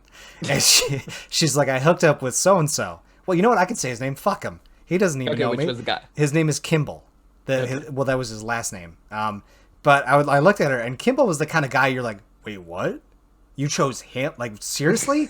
I'm like, there was a dude who even I was like, no, he's hot. Like I'm saying, like, everybody in our group was like, no, Highlander is hot. You know? And I'm like, you could have chosen Highlander. You could have chosen so-and-so. You could have done this and that. You could have went on Tinder and had you had your choice. This was before Tinder. This was like 2007, 2008-ish. And I'm like, you had all these other guys. I was like, go to fucking Bomb Squadron. Those guys work out and do nothing but work out. Like, you could have had the pick of the litter, but you went with Kimball of all people. She's like, yeah, I almost gagged during sex. I was like, yeah, because it's Kimball. You know? So, like, it was just kind of funny because I was just like, dude, seriously? Out of all the people, she's like, what, you would have been better? I was like, no. I would have told you to go talk to Highlander. Well, you know what? Maybe, just maybe, she was self-sabotaging. Maybe she knew that, you know, I want to give it a fair shot. Give it a fair But, you know, let's pick the bad option so that I can just say I tried it. Who knows? Well, that's why I gave her the option. You know, it's like me and my wife. You can try her out and then try me out. See where it goes. Exactly. That was Option. that was horrible. I should have never done that. There's a reason why she's my ex-wife. All right, so Any Worldness 6301 says, I'm a Christian teen boy. I recently watched pornography. How can I tell my parents? You don't. Here's the answer. You do not. You don't.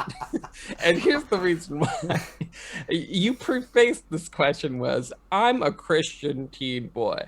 Okay, so along with that, because you said that specifically, and because you are debating, like, how should I tell my parents? I'm guessing your parents are one of those types of people who are hardcore Christians, very, very set in their ways, where they think that, you know, obviously, maybe watching porn is a sin, being gay is a sin, all of that. All of those things that usually come with the territory of hardcore Christians. I could be wrong, but I'm guessing because you are asking this question, you have a relationship with your parents that you can't really come to them easily. You think they will judge you, and some things are better left unsaid. Something, especially with parents. Parents don't need to know everything. They do not. Especially when it comes to sexual discovery as a teen. Now, here's the thing. They know that you're doing these things. They aren't stupid. They don't know, but it doesn't need to be explicitly said. I'm gonna change your name to the Hammer because you just hit the nail on the head. Like, there's a little paragraph, and as you were talking, it was like, there it is. There's that answer. There's that answer. Yeah, no. Fucking what the Duke said, man. Like, just no, dude. You're of education. I got the knowledge. I was also a teen boy once in my day. Dude, I'm still a teen boy right now. Like, come on, man. Like, very true. It was funny because he's like, I watched. My background. Yeah, he's like, I watched heterosexual porn. I watched homosexual porn. It was all nice. I was like, dude, good for you. Mm-hmm. Like, good for you. You're swinging both ropes. Like, be happy you have all of the options. Yeah, so. There are other things that you will have to eventually tell them that is going to be.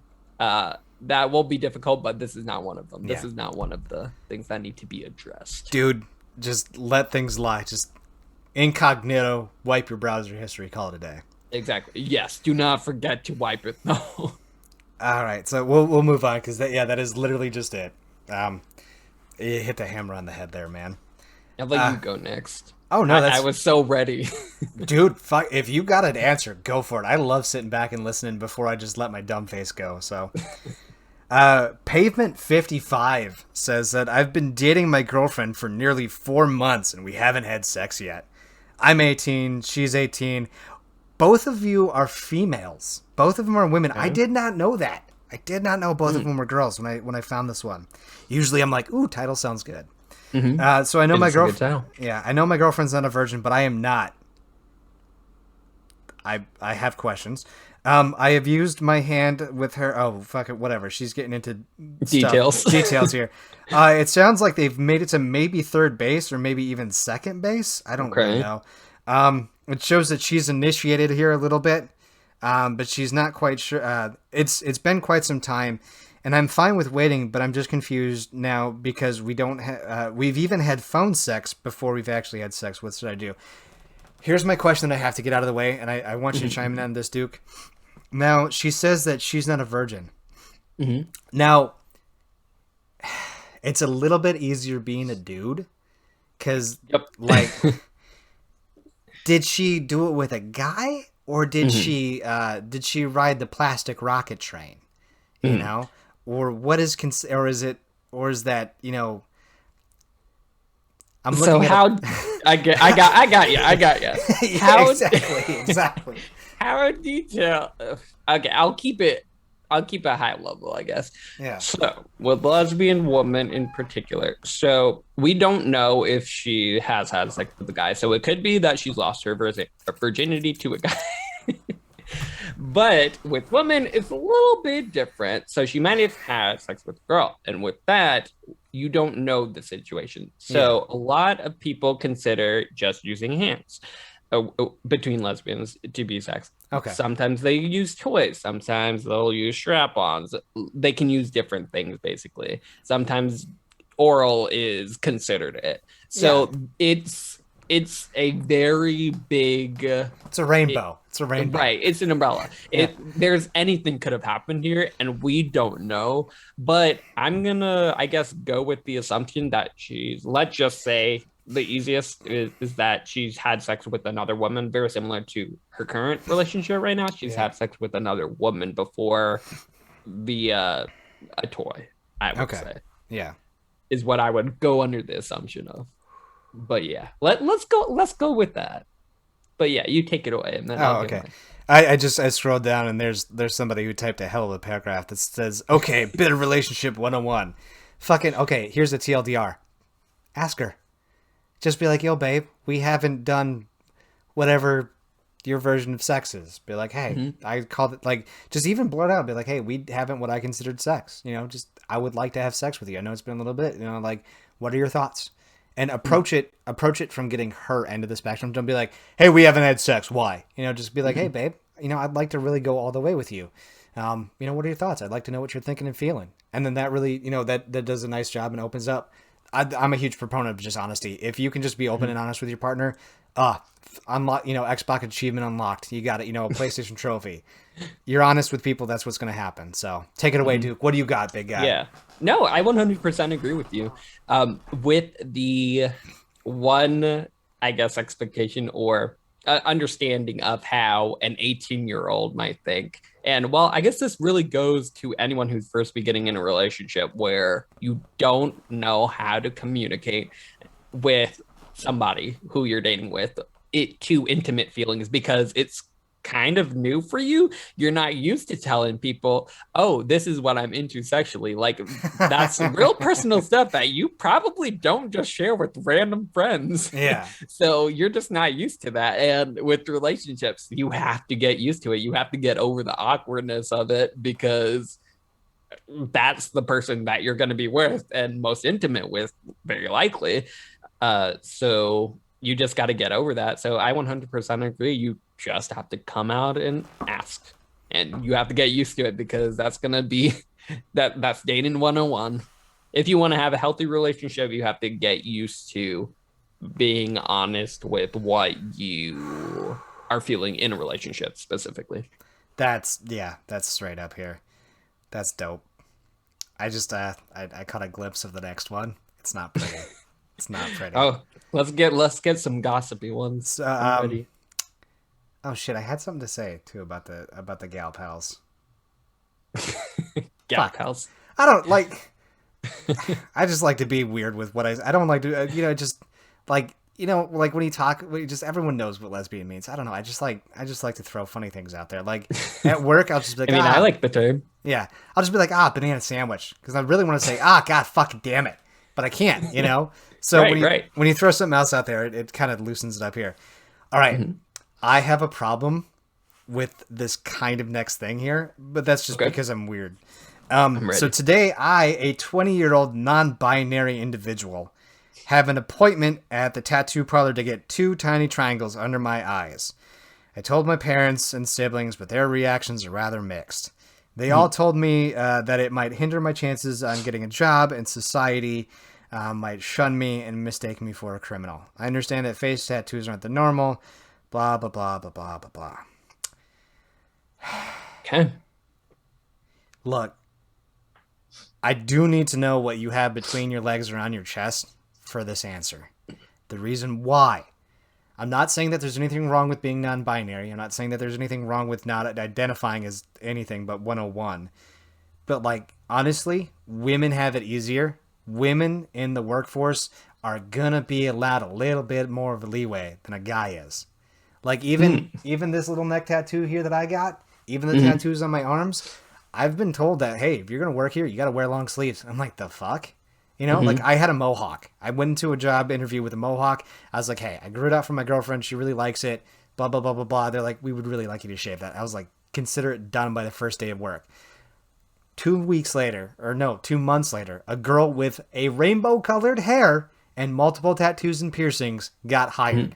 I had a very different... I was like, hey, did you get talked to about all this stuff? And she's like, no, they hired me like on the spot. I was like, yeah, you know exactly where I'm going with that. So depending upon if you had to label yourself, that's where I would come with it. If you have the female parts, you might have a little bit easier time. If they're like juggalo triangles, fucking no, nix that shit immediately.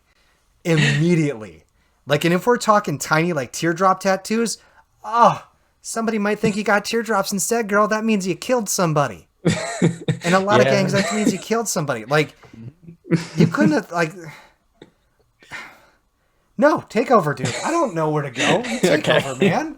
So, I get what you're coming from with the workplace dress code. For sure. Yeah. I definitely agree in that women have it easier. But I'm going to disagree with you in this particular instance, just as far as, because this is related to face tattoos. Okay.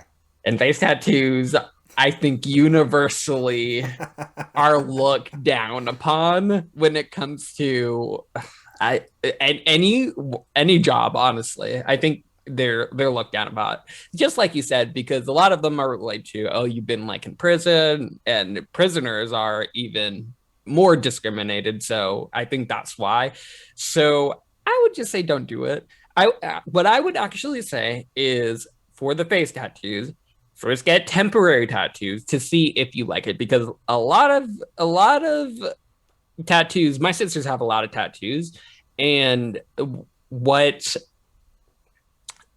you don't know what it looks like until you have it on for a while. So you have this vision of you having these tattoos is going to be great, but will you still feel that way in a week or 2 weeks after you get it? Me with the PS5. Did I need a PS5 before I had one? Yes, I need one. Did I need one after I had it for 2 weeks? I probably didn't need it. Yeah. So with the face tattoo, it's something that is going to be really hard to remove, or really painful to remove.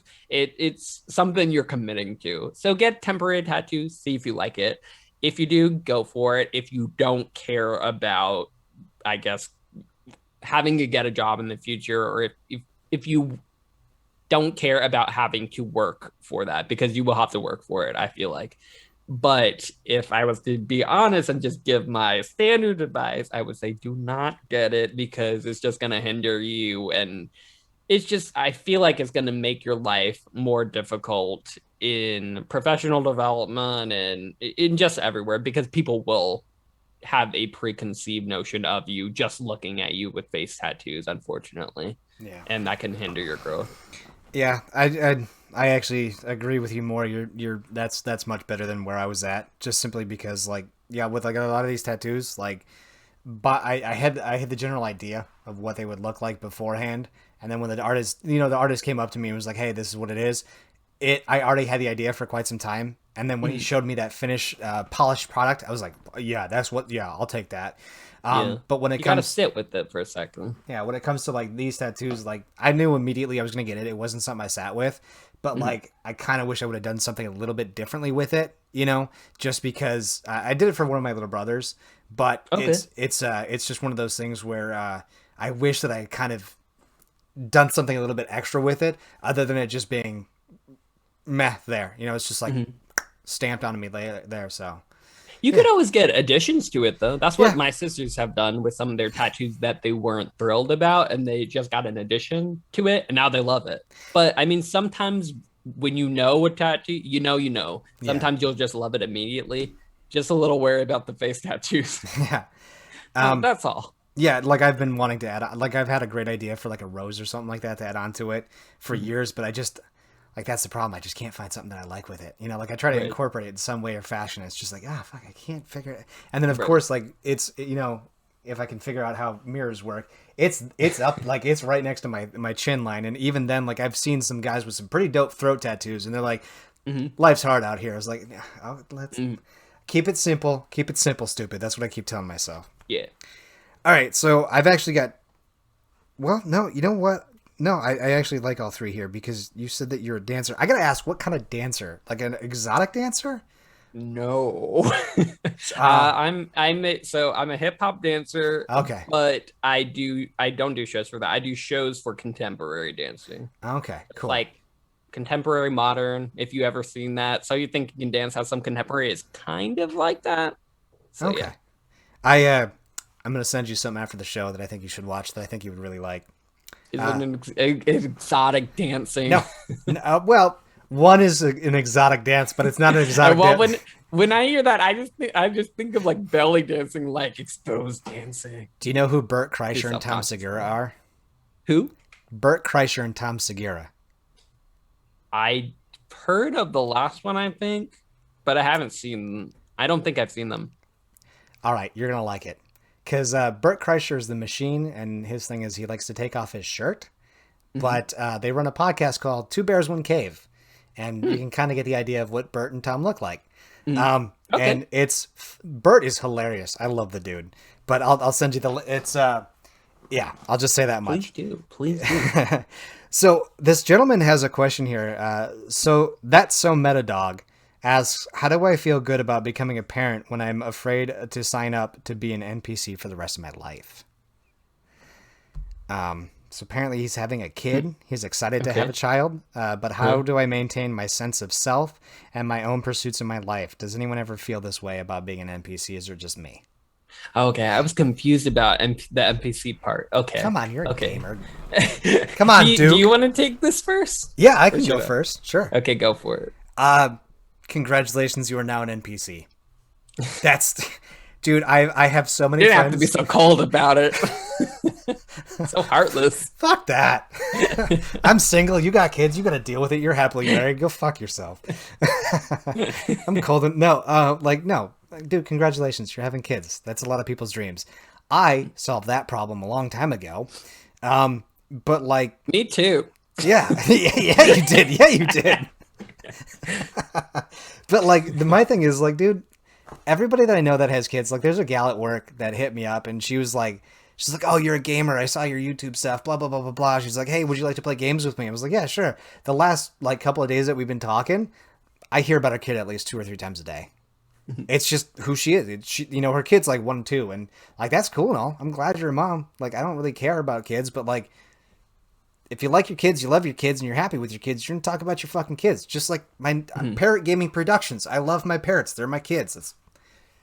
It's part of my life. So like, congratulations. I mean, you're still gonna be able to be you. It's just now you have that added kid part. So. Welcome to the half NPC life, I guess, maybe. You're like that dude that logs in every couple of months. Is like, hey guys, I'm back for a little bit. So yeah, that's what I got. That's where I got. Okay. No, that's fair. So did it say, did I miss this? Did it say how old he was? I think he was a 32-year-old from Canada. Okay, 32. All right. So that changes a bit. Okay. So for me, I guess.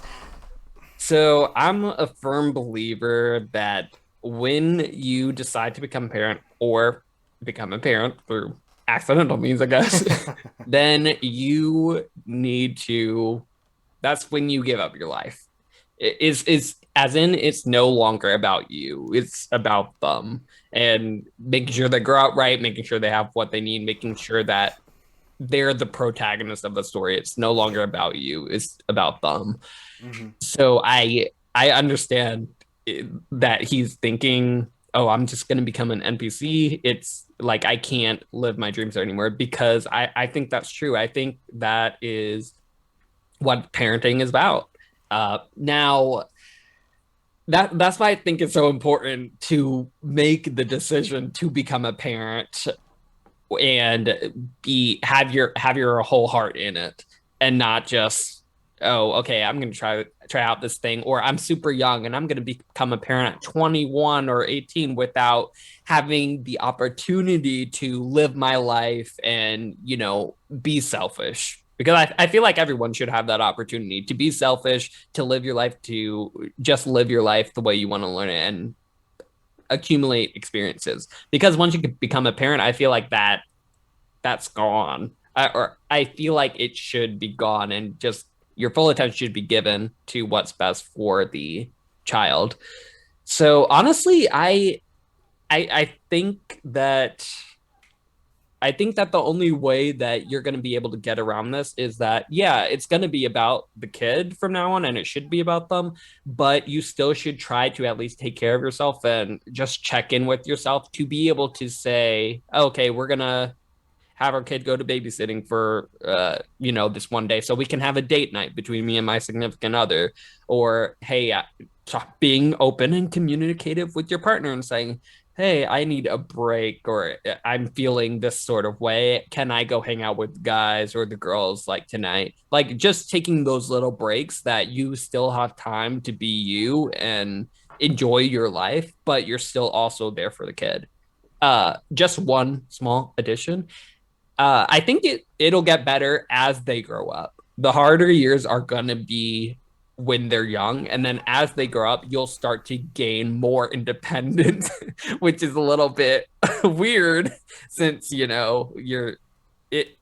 it doesn't make sense to me, but that's how it works with all of the. I have a couple of dukes of mine have kids, and the way it works is that one of them actually has a small child, and he spends a lot of time, all his time, with the child, and the other one just had a kid, but his kids are older. They're more in like the 9-10 age, and he can play video games now again. He has time to just hop on games multiplayer in COD and just play games for a couple hours, in Rocket League, just a couple hours, because his kids are old enough for that. But, it just takes a couple years of, nurturing that baby and making sure they're okay, making sure they don't kill themselves while they're a child. So you're going to be an NPC for a couple years, and then you'll graduate to more protagonist levels.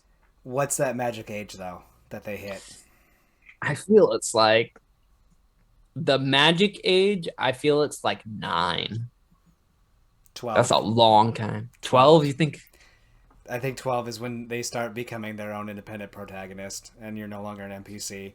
I've had conversations with. I've played Stepdaddy. I shouldn't say I played Stepdad once, and then I kind of jumped in the role because I tried to date a lot of single women. I don't date single moms anymore if I can avoid it. But like, any kid up to like 12, like I've really noticed that like they get a little bit of that freedom at like 9, 10, but like 12 is really where you're like, Timmy and Sarah can just be home alone doing their own thing. That's at true. That time, and you can be like, no, Timmy and Sarah got this, as opposed to like, she's 9. Is she gonna lock the door? Is he gonna lock the door? Right. At 12, very, very true. At 12, you know exactly what's happening. Mom says I lock the door, I can play PlayStation. Or Mom says I lock the door, I can go watch Hey, that's YouTube. that's why I said 9, because I'm like, when did my parents leave the house? But back then was a different time. Yeah. So Yeah. nowadays we actually care for our children and pay attention to them versus like leaving them home at like 6 years old. Yeah. So no, that makes actually a lot of sense. Interesting name with a great question here. Moving Through asks us, is it okay to marry a dancer if she treats me well and we love each other? That's it. That's it? There's no details? There's no details. So I don't know if she's an exotic dancer or if she's a hip hop dancer or if she does go-go dancing. I don't let's take the assumption that she is an exotic dancer. Just to go I call it worst case, but just to go the most extreme example. See, that's not even where my mind went. My mind went to financials. I thought they were talking about, because dancers do not get paid very well unless they are a go-go dancer. So I was like, maybe they're coming at this of the angle of, like I'm gonna be the primary breadwinner, like they're just doing the dancing for fun. But I think you could be right too. Give me both sides then. Give me both sides. I want to hear both sides. Okay, so he said as long as he is happy, and what was the other piece? I literally just cleared it out of the queue. I'm sorry. Oh no. Okay. But so it's as long as he's happy. Yeah, basically, is it okay to date a dancer if we both love each other or something like that? So yeah. Okay. So both sides. So let's go. My original thought, it was about being the only breadwinner. I would say, as the fact that you're asking that question makes me think that you're not ready to be the sole provider. So, this is a really hard question, actually. So in that, you have to be okay with making that situation. Nobody else can make that decision for you. I can't tell you financially whether you will be happy with just with what little or what money you will be able to produce on your own, and I can't really answer for you. So that's the non-answer for you.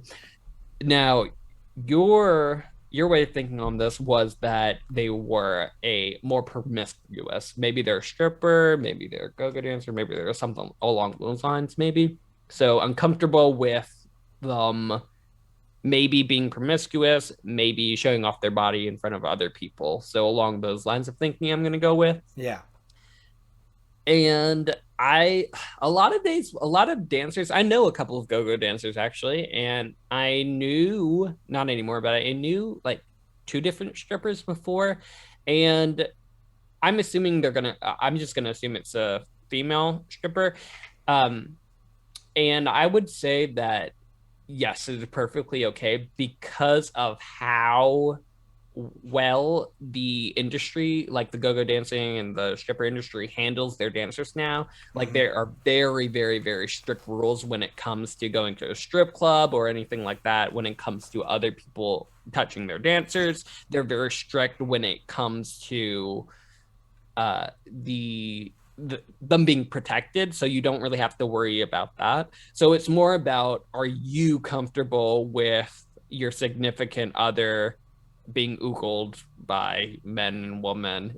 Are you is that jealousy gonna get the better of you? So Mhm. that's what it's gonna be more about in this circumstance. So that's a question for you. Are you comfortable with that? I don't, for me personally, I don't know if I would. I know I would be a petty bitch, and I don't know if I would be able to be not jealous. But yeah, it just comes down to you. It comes down to what you're most comfortable with. Yeah. I'm on the same road there. If she's just a dancer, if she's a dancer in any capacity, just be prepared for men to be all over her. Like Mhm. if she's if she's doing like the choreographed stuff like you're talking about, a lot of times if there's a guy and girl on there, they'll pair them up. They do kind of intricate kind of dances that might be a little intimate. Mhm. If she's a stripper, like dude, you're gonna have to be okay with dudes just being all over her. You Yeah. have to know though, like if you met her while she was dancing at a strip club and she gave you a little extra, Yes. I was gonna say gotta that. be careful with that. You gotta be Yeah. careful with that because if she's like, "Oh, I find you attractive," so I'm gonna let you do this. What happens when she finds somebody else who's attractive and who's waving a fat hundo in her face? Like, Mhm. I'm not gonna lie, I'll do some shit for some money. You know, I'm gonna do some shit for some money. You know, it might be some questionable stuff, but if someone's like, "Hey, Jared," and I'm like, "No," and they're like, "Hey, check it out," and I'm like, "That's just enough." You know, you're Yeah. just cute enough to let me do that. You know, uh, I'm down. You know, so like, just you gotta like, you're right. You just gotta be careful. You that's gotta fair. because if you're not, dude, if you're not secure in yourself for that, you're about to have a bad day. Right. About to have a bad Yeah, day. yeah. Latching on to that, I was gonna say, do you trust the person enough to not? You guys got to have some sort of conversation of saying, "Hey, I don't want you doing anything extra if you're not comfortable with it," basically. And you Yeah. guys got to have that conversation as well. But yeah, that would be a major control concern as well. But if you can trust them enough, go for it. If you're jealous like me, don't do it. Yeah. So the next guy, Bobblehead919, asks us here: would you date a man who slept with approximately 30 women without protection? He kind of goes into some detail here. I've recently beginning to know someone I really like. The issue is that he revealed that in his past he'd slept with around 30 women. He says around because he quote can't keep track. The man is this man is 27 years old, and he said most of this happened within a short period of time, and where he was going out, getting drunk, and having one night stands. This was only around a year ago. He says that phase of his life is behind him now, but I just am struggling to get past it. Obviously, nothing has happened with us, nor would it until I saw an STD test. And he said he's clean and he's had them before, but I just cannot seem to even comprehend that mentality. One woman after another, no protection. It makes me feel sick to think about it, and also I feel as if we were intimate, I would feel somehow dirty or bad. It's both the high number and given his age and the lack of protection. Other than this, we got on well, blah, blah, blah. Fuck off. That's good stuff where she's trying to turn it around to make it seem all not Yeah, negative. yeah. I'm going to keep it up here, not clear it just for your convenience. You want to hit it off, Duke, with the first answer, or should I go first? I'll do it. Go for it. You should not be dating this person. And the reason though, is because you are not comfortable with it. This person is giving a whole lot of reasons to say, I don't feel comfortable with this. I'm trying to get over it, but I can't. And it's okay to feel that way. If you're not okay with that, that's fine. There are hundreds of fishes in the I'm going to sea. jump in real quick Yeah. because you make a great point. I'm going to tell you right now, I was reading it. She literally bullet pointed. Like each time we talked about a new thing, it was like a bullet point. So just forewarning. And then the good stuff was a little half paragraph at the end. So Yeah, they're trying to. It's very heavy handed of like, this is what they did, this is what they did, this is what they did, and then, but maybe it's sometimes you don't have to talk yourself out of it. It's fine that you're not comfortable with it. That's totally fine. Yeah, so I think it's fine not to be comfortable with it. So I just don't think you should do it because you clearly are not comfortable with it. Yeah. I have a question for her. What's her body count? What's yours, sweetheart? If you have a problem with it, he has every right to know what your body count is. What if he doesn't feel comfortable with your body count? Whether your body count is 50, 10, 5, 2, 1, 0, doesn't fucking matter. If you have a problem with body count, you have to be ready to retort back with what your body count is. If you don't feel comfortable with giving that, girl, you in the wrong game. You in the wrong game. Just like women that ask for height on a profile. If you're not ready to be asked, if you're not ready to be asked what your weight is, you can go fuck yourself. You're playing the wrong game. First off, a lot of us got, like, my number's 50 plus. I don't fucking remember.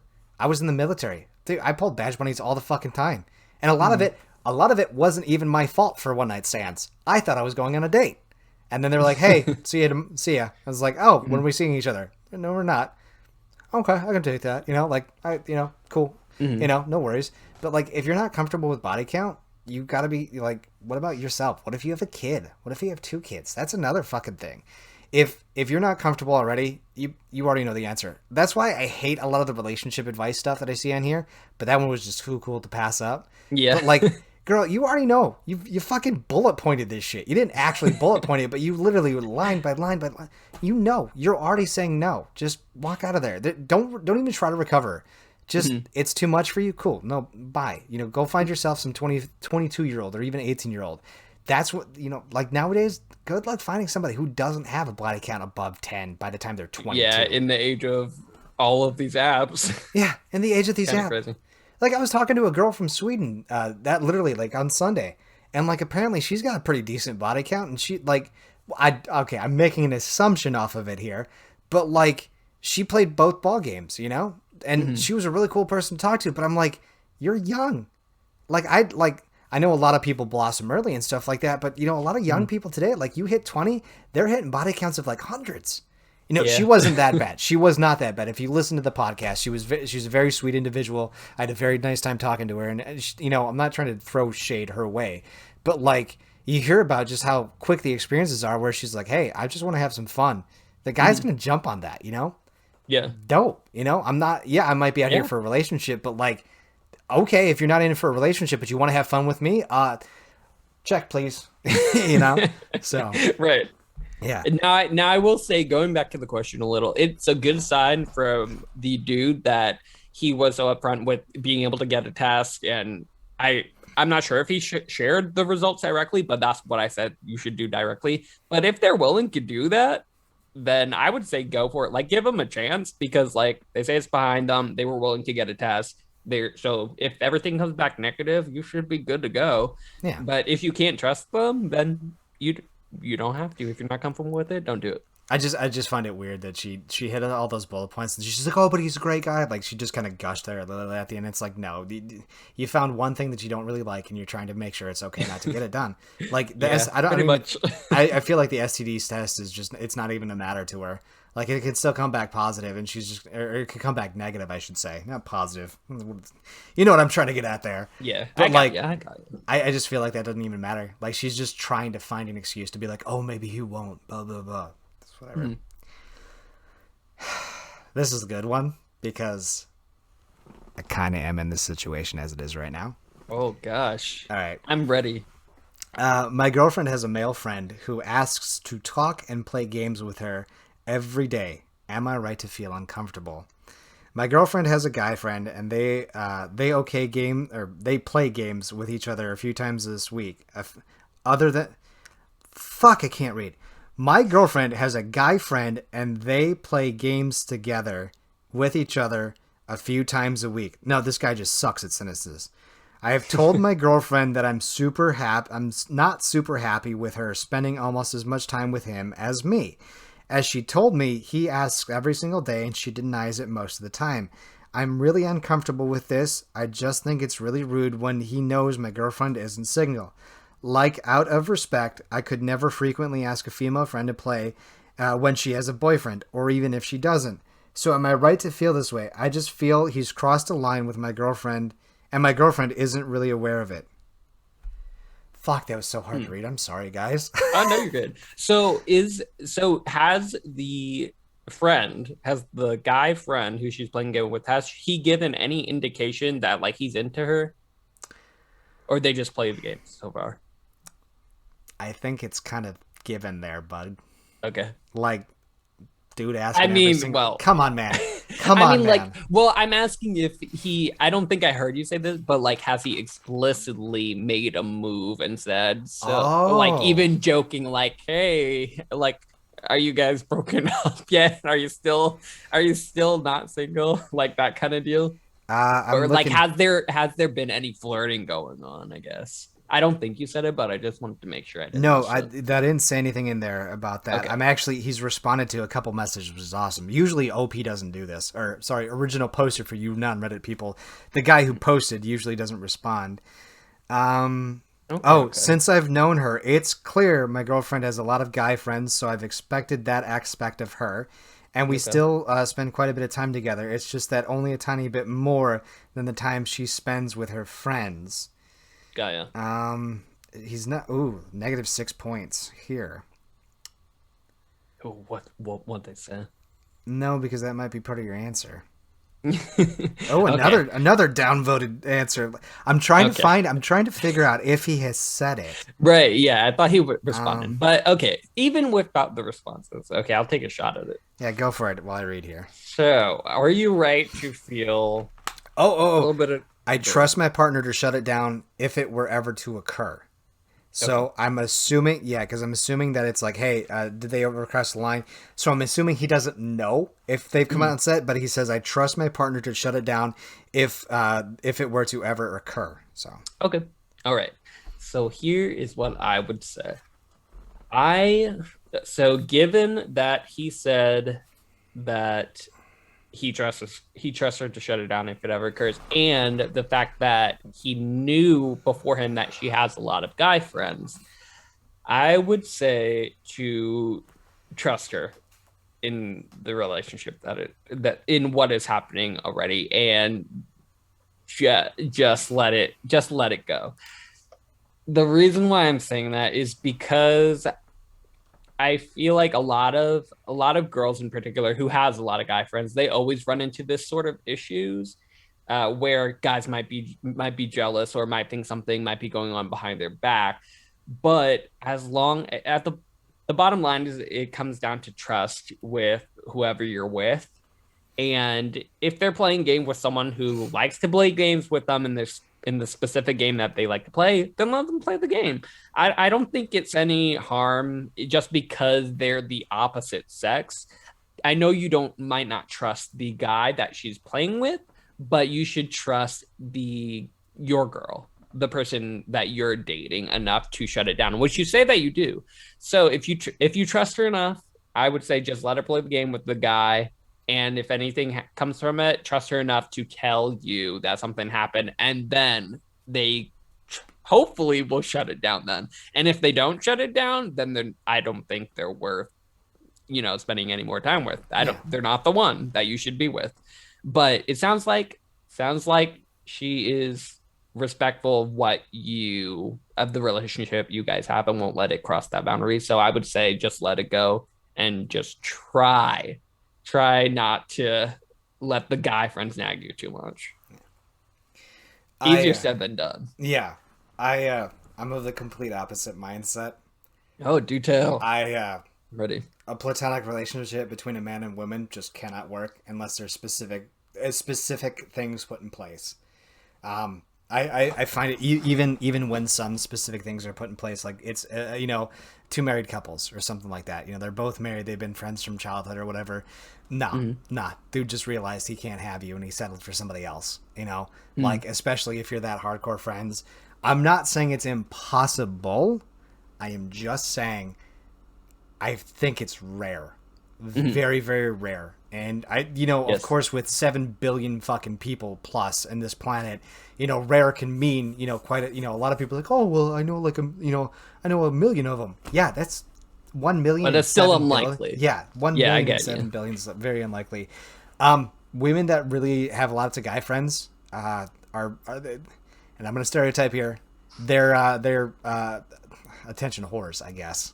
They like the attention that other men give them. They just don't want to commit to it because the dudes are simping for them, and she likes the way that they're simping. That's all I can think of. He knows, she knows, everyone knows that he's got the hots for her. Everybody knows.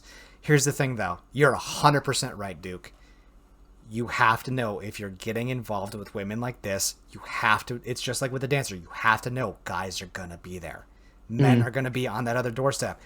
Here's my thing, though. Is the other dude in the same town, or does the dude have access to your woman, I should say? Well, can he interact with her IRL, not access to your woman? Because that's another thing.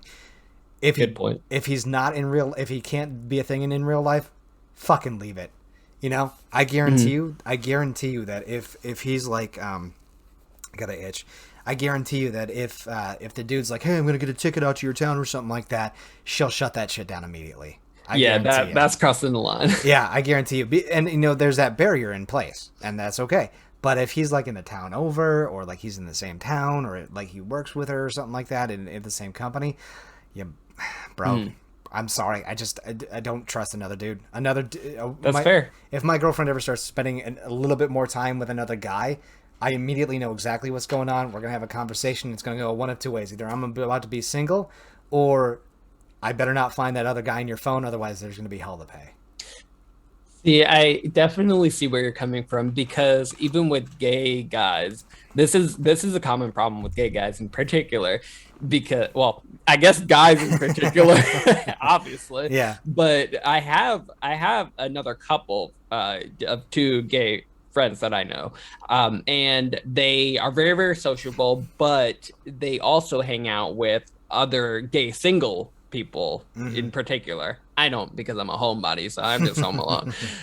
But with them, they've been telling me about all of these problems that they had with all of their other guy single friends, because they are guys, obviously, and guys have one-track minds normally. So they've been in situations where, even though they're hanging out with both of the couple, sometimes they'll hang out with one a little more, and like they'll make a move. Ooh. But yeah, they've actually had people make a move on the person in a relationship, even when they know. So guys are not shy at all. God damn. But here's the thing: if that does happen, what they do is they'll tell their significant other, and then they just won't hang out with them anymore. But so I honestly don't know if the right answer is to even give them a chance, just because it's more frequently than not going to happen.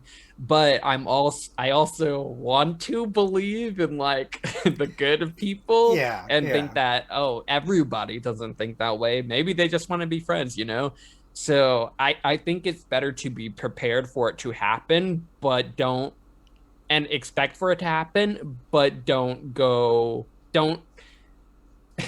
This is really tricky, because obviously I'm saying expect for it to happen, but don't be disappointed when it does, because you have to trust the person that you're with to shut it down. And if it doesn't work, it doesn't. But if it does work, then they have a platonic friend that they can, hang out with, and everyone needs friends. That's an excellent point. Don't go, well, maybe. No. Expect it to. If it hasn't already happened, it might happen in the future. I know my dumb self. I know how I am. I have to work myself up to say something. And even if she is, that's why I ask certain questions that I ask in the beginning when I talk to some women to figure out things. Usually I ask a very open-ended question, which offers them the ability to go, oh, my husband this, or my wife this, or something like that. So I always try to leave that open, so I know exactly what I'm getting into. But dude, it's probably already happened. If it isn't if it isn't going to happen in the future, if you trust your woman enough, great, best of luck with you. Hopefully nothing happens. But if you can't trust her, bail immediately. It's going to be a problem. You're going to have issues, and you're going to hate life. So Ooh, that was a good one. I know, I liked it. I liked it. All right. I'm trying to think of how like I would react if that ever. I think I would follow my advice. I would follow my advice. Follow through. I have a real simple advice. You can go fuck yourself. Like I just the moment I find women, they're like, oh, all my close friends are guy friends. I'm like, you have fun with that, because then if she doesn't like me in the way, she's gonna want to keep me platonically. I have feelings. We don't sit on the same page, and it just turns out to be disgusting. Then again, at the same time, I think I would trust my partner and just straight up ask him, hey, like, are they trying to flirt into you? Like, don't be dumb. Like, I think it would be pretty clear. Like, are they flirting with you? And if the answer is yes, then I would be like, okay, I probably don't want you hanging out with them. Yeah. But I just don't know. I guess it depends if you can trust the person to answer you honestly for that. Last and final one here, and I saved the best for last. I'm sorry. Well, that one's pretty good. So I'm sorry to everyone out there. I've been asking a lot of relationship stuff. Literally, when I had the Duke come on, we had some issues getting our schedules lined up here, but I didn't think I'd run out of questions to ask from Reddit, and then I did, and then I realized, oh fuck, I should probably find this. So I found the first couple of good ones. It sounded really good, and apparently they've been good, Duke. So appreciate that. Yeah. All right. What the fuck? Okay, they worded it weird. My 21-year-old male boyfriend wants to fuck other women but still be in a relationship with me. He started off by saying he wants to be less attached, which ended in him telling me that he wants to fuck other women or other girls. He basically wants to do the single lifestyle things while having a relationship with me because he treasures what we have, in his words. I have problems having sex. I constantly rip, which causes us to have almost no penetrative sex, but I always have to make sure he gets his needs met another way, a lot in caps. And I even try rough penetrative sex every once in a while, knowing it'll hurt, but I want to keep him happy. I don't know how I feel about him wanting to explore other women, and I'm scared he'll leave me eventually. I don't want to get it on with other men.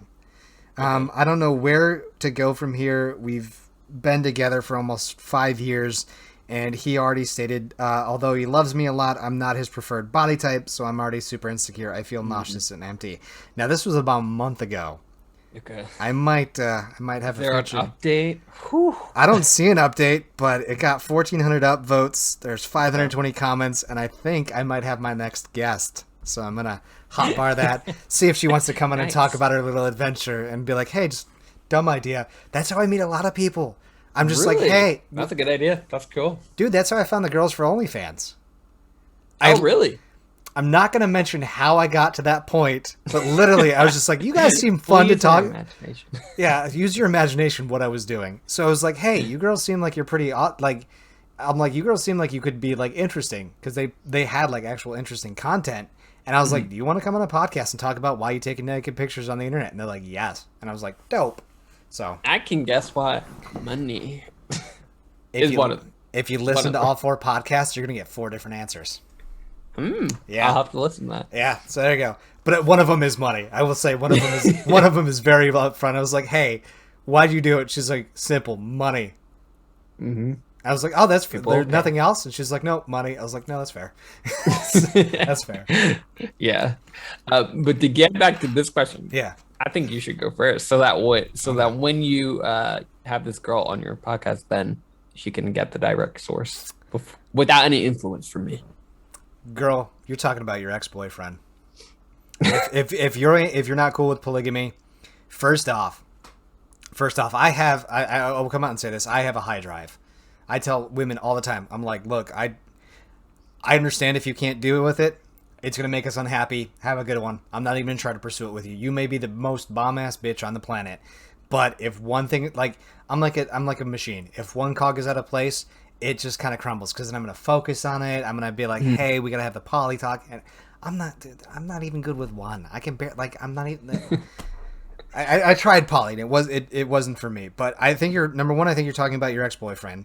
Number two, if he has needs, maybe just don't have sex with him at all and be like, go find it. And be like, hey, we're just not having sex anymore. Like, if it's that bad, your guy has to be considerate. Guy has to be considerate. If he's not being considerate, he's just a douchebag. I've had something very similar to that happen with a girlfriend of mine. I had to be considerate. It's just who I was. I adapted. I overcame. It can happen. Your guy can overcome it. If he's just being a douchebag, dude, you're talking about your ex-girlfriend. Or you're talking about your ex-boyfriend. You're talking about a douchebag of an ex-boyfriend. That's all I got. He needs to turn his fucking life around, or ex-boyfriend. Drop him. Yeah. I think I agree with you. Pretty much 100%. So what's interesting though is that they've been together for 5 years and he's 21, so like I would assume this is one of her first relationships, so it's gonna be a little bit harder just to drop him just because, I'm assuming this is all she's ever known, maybe. So it's gonna be, first time breakup, which is gonna be the hardest. But after you get over that, it's gonna be fine. But I agree with you because exactly what you're saying. If you're not down for a poly relationship, which is exactly what he's proposing, then it's not really going to go anywhere, unfortunately. And exactly like you said, it's who you have to be really, really open when it comes to sexual stuff in relationships, just because you have to make sure each person's needs are met. So if that's not happening, if he's not meeting your expectations, which it doesn't sound like it is at all, I think you need to focus on that a bit more. And I think that having him be your ex and being with yourself a little bit and then exploring other options, especially if this is your first relationship, I think it will help a lot, because there's a lot of different things out there. There's a thing for everyone out there. And experiencing that in your early 20s, especially, or in general, you're going to be exposed to a whole new world when you start to explore that, which it sounds like you need to. Yeah. Now, you might need to see if it's like, if you're having some issues down there, there might be like specialists that you might need to see in order to help with that, which can also help. But at the end of the day, you're going to need a considerate partner to be able to help you through all of that and be able to be patient enough to not just be like, okay, my turn, basically. Like, it's about me. As long as I get off, that is fine. But I think you need to focus a little bit more on yourself and probably being by yourself and not with this guy who is pressuring you with these other things might be best in this case. Now I'm curious if the dude's just like hung like a horse though. Because like yeah, maybe it may be that he's just too big. He's too much of a hog, sweetheart. You know? I mean, yeah, like it might be. On the off chance, maybe he's just too big. Hey, 2 little inches here, sweetie. I got everything you need. I'm kidding. But no, if that is the case, they do have products available specifically for that help you relax more and make it not as tight and make you relax for that. So you can definitely explore that. There are online things for that if that's the case. But if he's just a dick, I feel bad. Drop him. I feel bad that like as you're talking, I'm like, specialist, like, what if he's just got a big dick? I was like, what if that could be the case? We don't know. I feel really bad now. Yeah, no, but still, no, your guy's a douchebag. Like, it doesn't matter. It doesn't matter if he's a hog or if he's tiny. Like, if he's tearing you, like, maybe you should probably get that checked out. But like, he's definitely not respecting you, and that's just that's coming from 2 guys. Yeah, that's coming Even if he is hung, though, he can use toys. It sounds like he's not. Like, he can try to work through it. Yeah, he could be gentle, use other things. Now, mind you, you're getting this advice from a gay dude and a straight guy. So, like, there you go. Fucking... yeah. But I hope we get an update on that one. As soon as we're done here, or probably tomorrow, I'm going to reach out to her and be ask like, him if she's... if he's hung. Well, I'm going to be like, specifically. Hey. Yeah. That'll be a great little time to come back on and be like, hey, update to the story. I'm gonna be like, is he on? Well, excuse me, the water's coming back up. So I want to finish this out with a story because I read this the other day and it's absolutely fantastic. Cool. Are you ready for some story time? I am ready. Let me sit back and put on my eardrums. This is from Malicious Compliance. The subreddit Malicious Compliance. It is just it is one of the better ones I've heard. Mm-hmm. So you're on a performance notice, no raise, no bonus, no work from home, no overtime, no learning, no new responsibilities, and then COVID hits. That's the title. Okay. All right, so I've posted this few stories about my wonderful old manager. Let's just call her Samantha. The story is about a coworker that we'll call Joe. So one day, it's obvious that Joe was one of the hardest working people on my team, and Samantha could not stand him. So this is a few years into Joe's tenure and with the team, and for whatever reason, Samantha decides to put Joe on a performance notice, which is basically an HR notice that you have 6 months to get your shit together or you're fired.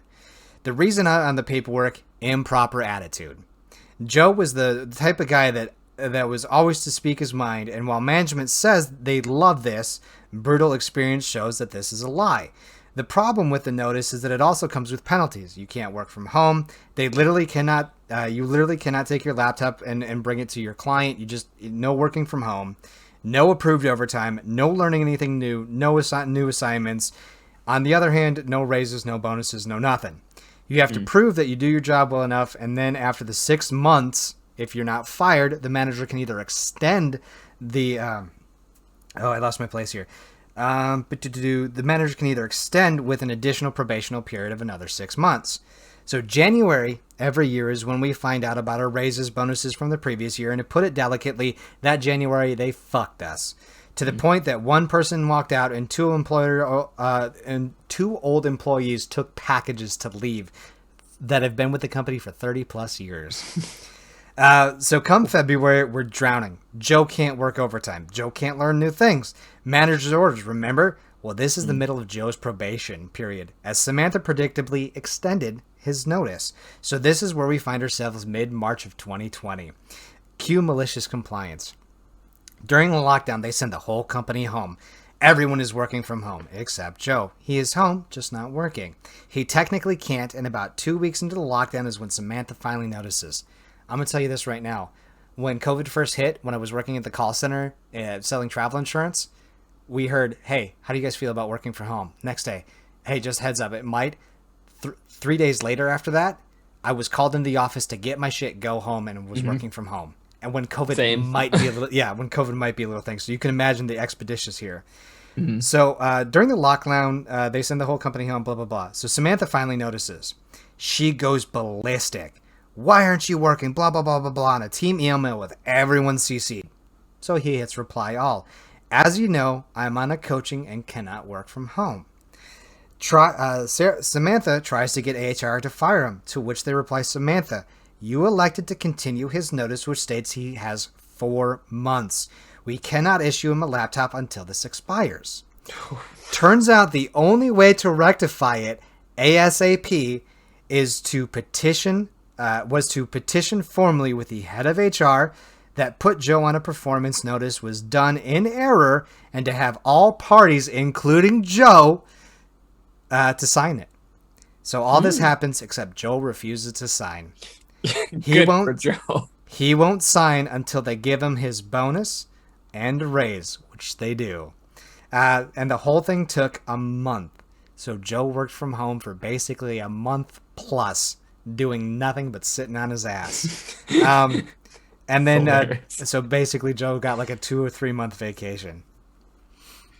You love to hear it. You love to see it. Sometimes things work out. Oh, are you kidding me? Hey, I'm not signing this until I get XYZ. What do you want? Hey, let's go. Check, please. Thank you very much. I wish. I want to work from home and just get a paycheck. That'd be great. I know, right? Without working. With work from home without working from home. If I could figure out how AI works and have another beastville computer like I got here, I'm pretty sure I can make a lot of money.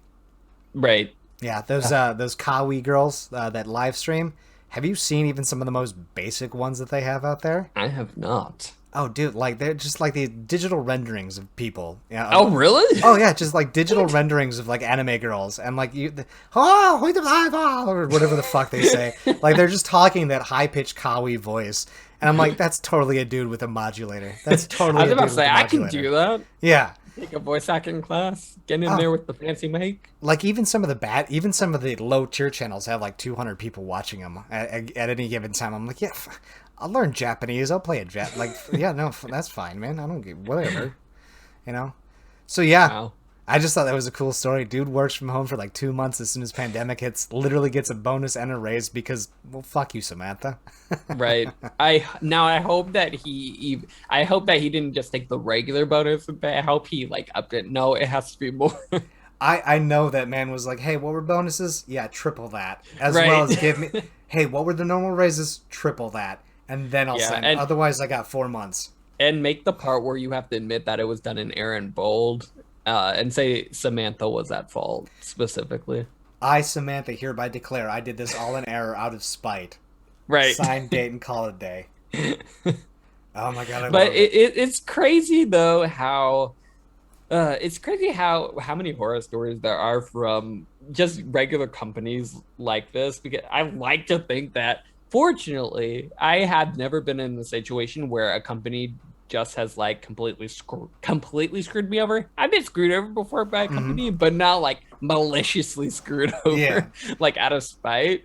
So it's crazy sometimes hearing these stories, seeing how bad managers can actually be. Because I've never had like a terrible manager, thankfully. I thank God all day, every day that all of my managers have been totes my goats cool.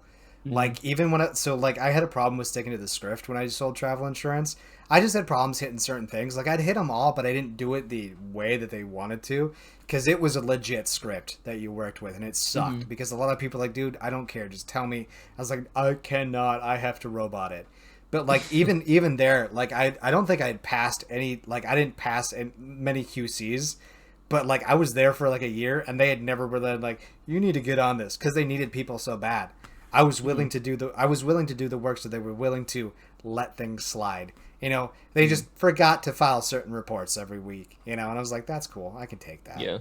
So I thank God I've never had those bad.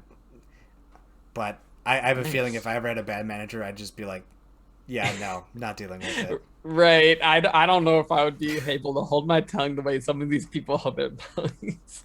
I gotcha. Props to them. Well, Duke of Education, we have come to the final bits here.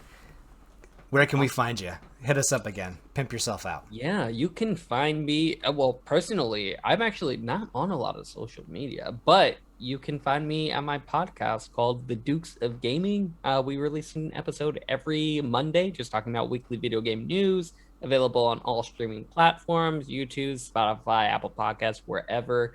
We're on Twitter, we're on Instagram, all of that. You can find us at Podcast Dukes.